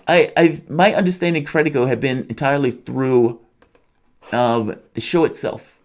Meaning, like Like, my understanding of Credico has basically been through me seeing it, the Stone stuff. And so I didn't have a full understanding of it. But he goes on that tear. He's right. Like, it's hard to process, right? I mean, you're talking about something that stretches back 400 years. And history doesn't have a space between it. Meaning there's no point where people stop and say, okay, how do we do this better? It just kind of ticks on. Where people who are advantaged and comfortable and not for anything of their own doing, they might have been born into it. Well, they have an idea of the world that's born about the comfort to which they experience. And they can flippantly say, yeah, man, those people should have gotten over it by now, etc. It's not that simple. And I think it's, somewhat of a punt to even do that. It's shallow. Flat fact of the matter is that, that stuff reaches through history, making this kind of endemic thing of people, that situations that people live in. I had a few chats. There was one about, finish your thoughts about the Huxtables. Look, I think it's fair to say that if you had a family, lawyer, attractive wife, sexually motivated, meaning basically they're able to mix this kind of work and getting cash and all this other stuff with a thriving relationship in which they both love each other, with a doctor as a husband. Both are black. They have kids who are black, who are the greatest kids on the planet. They have no problems because they're human beings. But the kids, the family, the greatest people on earth. Now, the catch here is, why wouldn't they be? From an economic standpoint, they have access to the things that they need. From a standpoint of them being of an ethos in which all of the members of the family understand their expectations are set implicitly into what they are. Meaning, your mom is a lawyer, your dad is a doctor, your expectations of the world are there. And the economics that go along with that, meaning the amount of money that they're going to be bringing in, the work necessary to achieve both of those objectives in regards to schooling, those things are being set just by definition, just by their going about their way in the world. They don't have to say it, it's there. They keep themselves up to a standard implicitly that they're going to have in them, that they're either going to meet and exceed and feel great about, or not, and feel like they've missed the boat. Look back at those old episodes with the other one, the hippie in the bunch. She felt like she was out of sorts. Why? Because basically she wasn't living up to the reputation of these guys in an economic standpoint, in a career standpoint. Contrast and compare the community, the environment that they're going to live in, the feeling that they're going to get from the standpoint of their parents, meaning this kind of love. Bill Cosby works at home, so they're interacting with their dad at any particular point throughout the day, even through the point of school. Any kind of problem is dealt with from the standpoint of a family and dealt with from a loving parental perspective, not from a vindictive parental perspective. Yeah, they're going to be great kids because their upbringing, everything else is fucking perfect. Compare and contrast. Truancy violations. A homeless mom trying to raise kids too, and she's dirt poor. And you have the cops, Kamala Harris, threatening that mom as if that mom's basic issue is that that mom is, her kids are out of school. I'm guaranteeing you her basic issue is that she's dirt poor. And in being dirt poor, trying to get a grip on those kids who are also suffering the effects of the poverty. I hope you understand me. It's not inert. If you're living in an impoverished situation, the situation to which you find yourself is not inert. The depression of your parents is not inert. This turning in on itself of them, it's my fault. It's what I've missed. The drinking, the drugs that you try to use to ameliorate all of these difficult conditions and this kind of box that you're forced into. Those things affect the individual 24/7. And the breaks that they get might through beer or through alcohol or cigarettes or whatever else they get their hands on are the things that try to ameliorate and fuzzy their condition, if not get you out of that box. The mom that does the same. The fights that happen between the two because of issues of debt or, for that matter, issues of the things that they can't necessarily afford. the breaking up of those families, the dad that is paying money that the mom gets that's mediated by the government, which screws up the relationships between the families themselves. Yes, I'm talking about poverty. Not to mention, what neighborhood are these people living in under those circumstances? Are they living in a community that is thriving, or are they living in one that is somewhat violent because crime becomes rational to which they find themselves? Meaning, if you are a Huxtable, it would make no sense for Bill Cosby to turn around and sell crack or marijuana or sell anything for that matter. It would be irrational for Bill Cosby to put his family in the middle of a ghetto if he could afford it. It is absolutely rational for them not to do that because the amount that they lose. All of those things in their family go up in smoke. If Bill Cosby gets caught as a pedophile while he is doing his job as a doctor, Bill Cosby goes to jail. And all of that nice stuff goes up in smoke with him. Yes, his wife is still a doctor, is still a lawyer, but that belies the fact that this father figure is out. The image of the kids is out. The feelings that they had is out, meaning he loses it all. Contrast with the secondary case. You have a kid that needs to go on a field trip. It's going to cost $100. How do you get the money? You're living paycheck to paycheck. And if you're living in our times of coronavirus, you're probably one of those people who've lost their job, at least one part of your family. How do you pay for it? I'm saying this from personal experience. Do you have a parent that goes into depression, realizing the situation that they can't pay $100 for their kid to do something? Do you get the dad that gets asked and then at the last minute just doesn't show up, and then you don't see him for months because he doesn't want to deal with the fact that he couldn't give you the money for it? I'm making the point that these are real life scenarios. And if you make it a contrasting comparison, regardless of what the race of the person is in that situation, they will act the same. It's not a product and a factor of race. It's a product and a factor of class. And one glowing example is belied by the fact that, yes, there's some people that could go through that and do well. But they're doing well in spite of that situation, not because of it. What typically ends up happening is poverty begets poverty. And the points of view and the imagination and the ideas of what can take place, what can happen, even the idea of what money is, gets shaped by that point of view. When I was growing up, my dad was making $40K. My mom and dad weren't together in the lease. He wasn't around, in fact. But I thought $40K was an astonishing amount of money.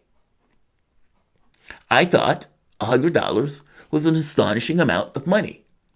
And then my first job, I was making $40K. And I was like, oh, okay. My point of view was entirely shaped based on my upbringing. And that's, from incrementally shifting from year to year, or generation to generation to generation to generation. And whether that's the comfortable life of the Cosbys, perpetuating themselves in that way, where they can accumulate a certain amount of cash and they create for social distance with others, or whether that's another poor family that is perpetuating itself also. It's not enough to say pull yourself up by your bootstrings. There are no bootstrings. You're in communities that are not safe. You're given options that are not great. You're not being provided with the jobs, even though your government could have policy to ensure that each person has a job. We incentivize this stuff. I'm making the point that there is a difference between the Cosbys and, let's say, not Cosby. That difference is class. That difference is upbringing and everything else. But that is not isolated to race. If there was a white family, that white family will behave the same. I mean, the Huxtable thing is a great example. I love it. So, yeah, Arlene Chambers, thank you. Stephanie G. How is Bernie going to take on the industrial... How could Bernie take on the industrial complexes if he couldn't take on the DNC? Yes, he wasted all of his political capital as he worked hard to get money. He could call them out right now. Yes, agreed. In fact, not just call them out right now. Bernie Sanders could have came out and said, look, I was beaten, fair enough. Medicare for all and the elimination of student debt is what is required to get my support. And he should have dropped the mic and left. They would have bellyached. They would have oh, we don't like it. But at the end of the day, it builds credibility.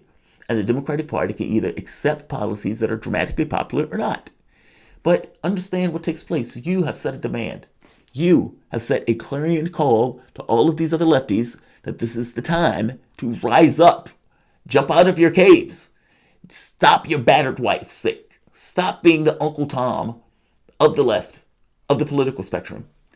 This is your moment to rise up. You have all of these people, millions, tens of millions, that don't have health care in a pandemic. Put that in context.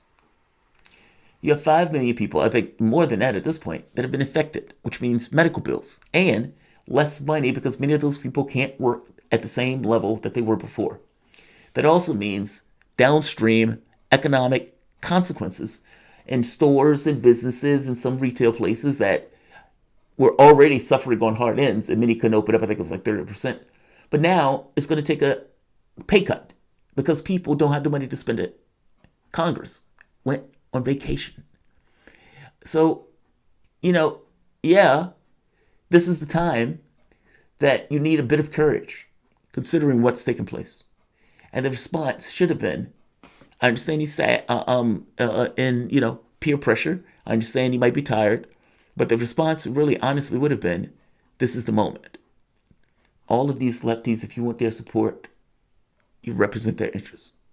2 policies, or 3. These are spearheads. This is our negotiation point. And looked at it as if he was head of a union in the midst of a negotiation and fought from there.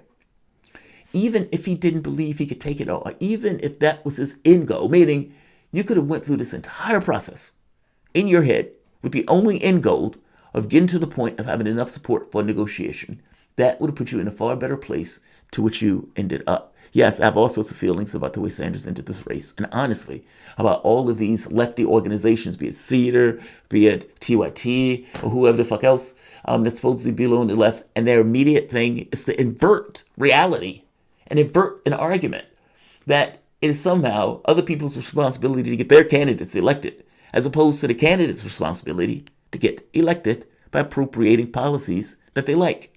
I understand they're scared. I understand they're terrified of Republicans. I understand they've incorporated this notion of you have nowhere else to go. And that, well, Joe Biden won the primary. I don't give a shit if Joe Biden won the primary. I'm fighting for Medicare for all. That's my litmus test.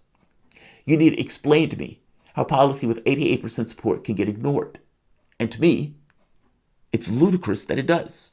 It's even more ludicrous and appalling that a lefty would appropriate the argumentation of their master in doing so.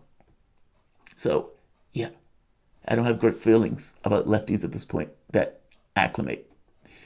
John Steiner. Thanks for having Steve on again. Yeah, Steve is awesome, man. MMT is a crucial component in progressive people's platform and peace and planet on Earth. Thank you, look, I know people go with framing of MMT with an Austrian school or whatever school. The honest, bare bones, regardless of how people talk about it, regardless of how people bandy it about, is that money is not real. It is at best a conceptual fig leaf. It's this conceptual thing that allows work to be transmutated into this substance. And that substance is almost like a promise. Some people can call it a debt if you want. Debt, promise, same thing. At some point, you using this will get you back some level of labor in return later on. So if you need to buy your house, if you need to buy your car, if you need to buy your whatever, this cash would allow you to do it. And you can trust it to do exactly that. Because you have a federal government here backing it to do just that. And if the government collapses, the money doesn't mean anything. It goes away. The value. Up in smoke. If the U.S. government collapses, the dollar has no value. Because it didn't have any value in the first place. It was only conceptually implemented. Meaning, the fact that you believe it has value is the thing that gives it value. There's nothing backing it. And even if something backing it, the thing backing it also inherently had no value. Only conceptual belief in its value. You could have roses. You can have ink pen industry. You can have whatever you want and give it value. In this very specific case, gold is often used as a thing because gold is considered to be some kind of precious metal or whatever else. But tulips used to be the thing of value. So I understand people talk about MMT and talk about it in the sense of, fiat currency and everything else. MMT is just the basic belief and the argumentation of there's no man behind the petition. There's no man behind the curtain. It's not real. MMT doesn't say that overtly, but MMT is basically saying that. It's like, look, we deal with full employment because full employment to some degree is a real thing. Your ability to get funds and everything, pay for your life. How you pay for yourself and how you maintain your living standards to some degree is a real thing, even if the medium to which you're using to do so is not. Yes, I'm dancing between raindrops on that. But the basic point is, MMT makes the point that says, look, the thing that's important is human life. Currency is second. And insofar as there is full employment, you can float that number because that number is only indicative of a balance sheet in regards to some accordance with real material assets. Now, that at least tries to make a comparison and say your balance sheet is less, it's fungible. It doesn't matter as much as ensuring that you have full employment and that people can work to the degree that they want to work, and that your society pays for the things it needs to pay for. Your society has responsibility to do certain things. It needs to pay for healthcare. It should pay for roads. It should pay for clean air, et cetera, et cetera, et cetera. And you, as a group, determines what that is. There's no God doing that. There's no God that says your society needs to be in a particular way. You could say, we want human beings running their own companies. And we don't believe in this stuff of, CEOs anymore. Kind of like we feel about kings and queens. You could say that. That is still capitalism, I suppose. By the same token, your society can make certain judgment calls on what it thinks is best. There is no rules for that stuff other than what is you can make perpetual and what you can make sustainable, meaning continuously sustainable without any kind of defects that counter or that destroy the logic to which it operates. But yeah, the MMT thing is interesting, but there is no man behind the curtain. None of it's real. You just need to come up with a system that gets people and incentivizes people to get labor done. That's all. Beginning and end. And if you can do that where you include everybody in the society, you get rid of the poverty and vagary in your society. And those things, again, are not acts of God. Those are acts of policy, and as such can be remedied as such. It's not magic. You deal with the material conditions of those various communities that are dirt poor, and you will get rid of crime. As you get rid of crime, you would also get rid of the need for cops, especially in many of these communities. We allow that stuff by throwing cops in a situation to which cops can't do. It's like if we put somebody in a war zone and they were shot there committing war crimes. Well, the conditions to which you put those people changes the tenor and the behavior of those people. They attenuate themselves to the environment to which they find themselves. And the people who are not a part of that environment are horrified. It's like if you watch the sex tape of anybody, any random person, doesn't matter who it is. You find, Joe Biden getting it on with somebody else. What you would see will be shocking to you. Now, it will be shocking to you because it is entirely out of context. Like, to the context to which it was happening, both people were perfectly okay with what was going on. Both people were like, yeah, let's just get this on. Let's do it. And whatever took place, if somebody barked like a dog, somebody, whispered like a cat, whatever that was, or meowed like a cat, it's up to them. And to them, it was normal. What makes it abnormal is the external view that has no context to which these people were in. I'm making the point that the same thing is true in all of these situations. It's the context that's somewhat out of whack. All right, I'm going to leave this here. Like, share, subscribe, and I want to thank all of you again for watching the show. Fault Lines with Thomas and Stranahan. We have been steadily growing. And as you see, I'm almost up to 30,000. So thank all of you for your continued participation. Thanks all.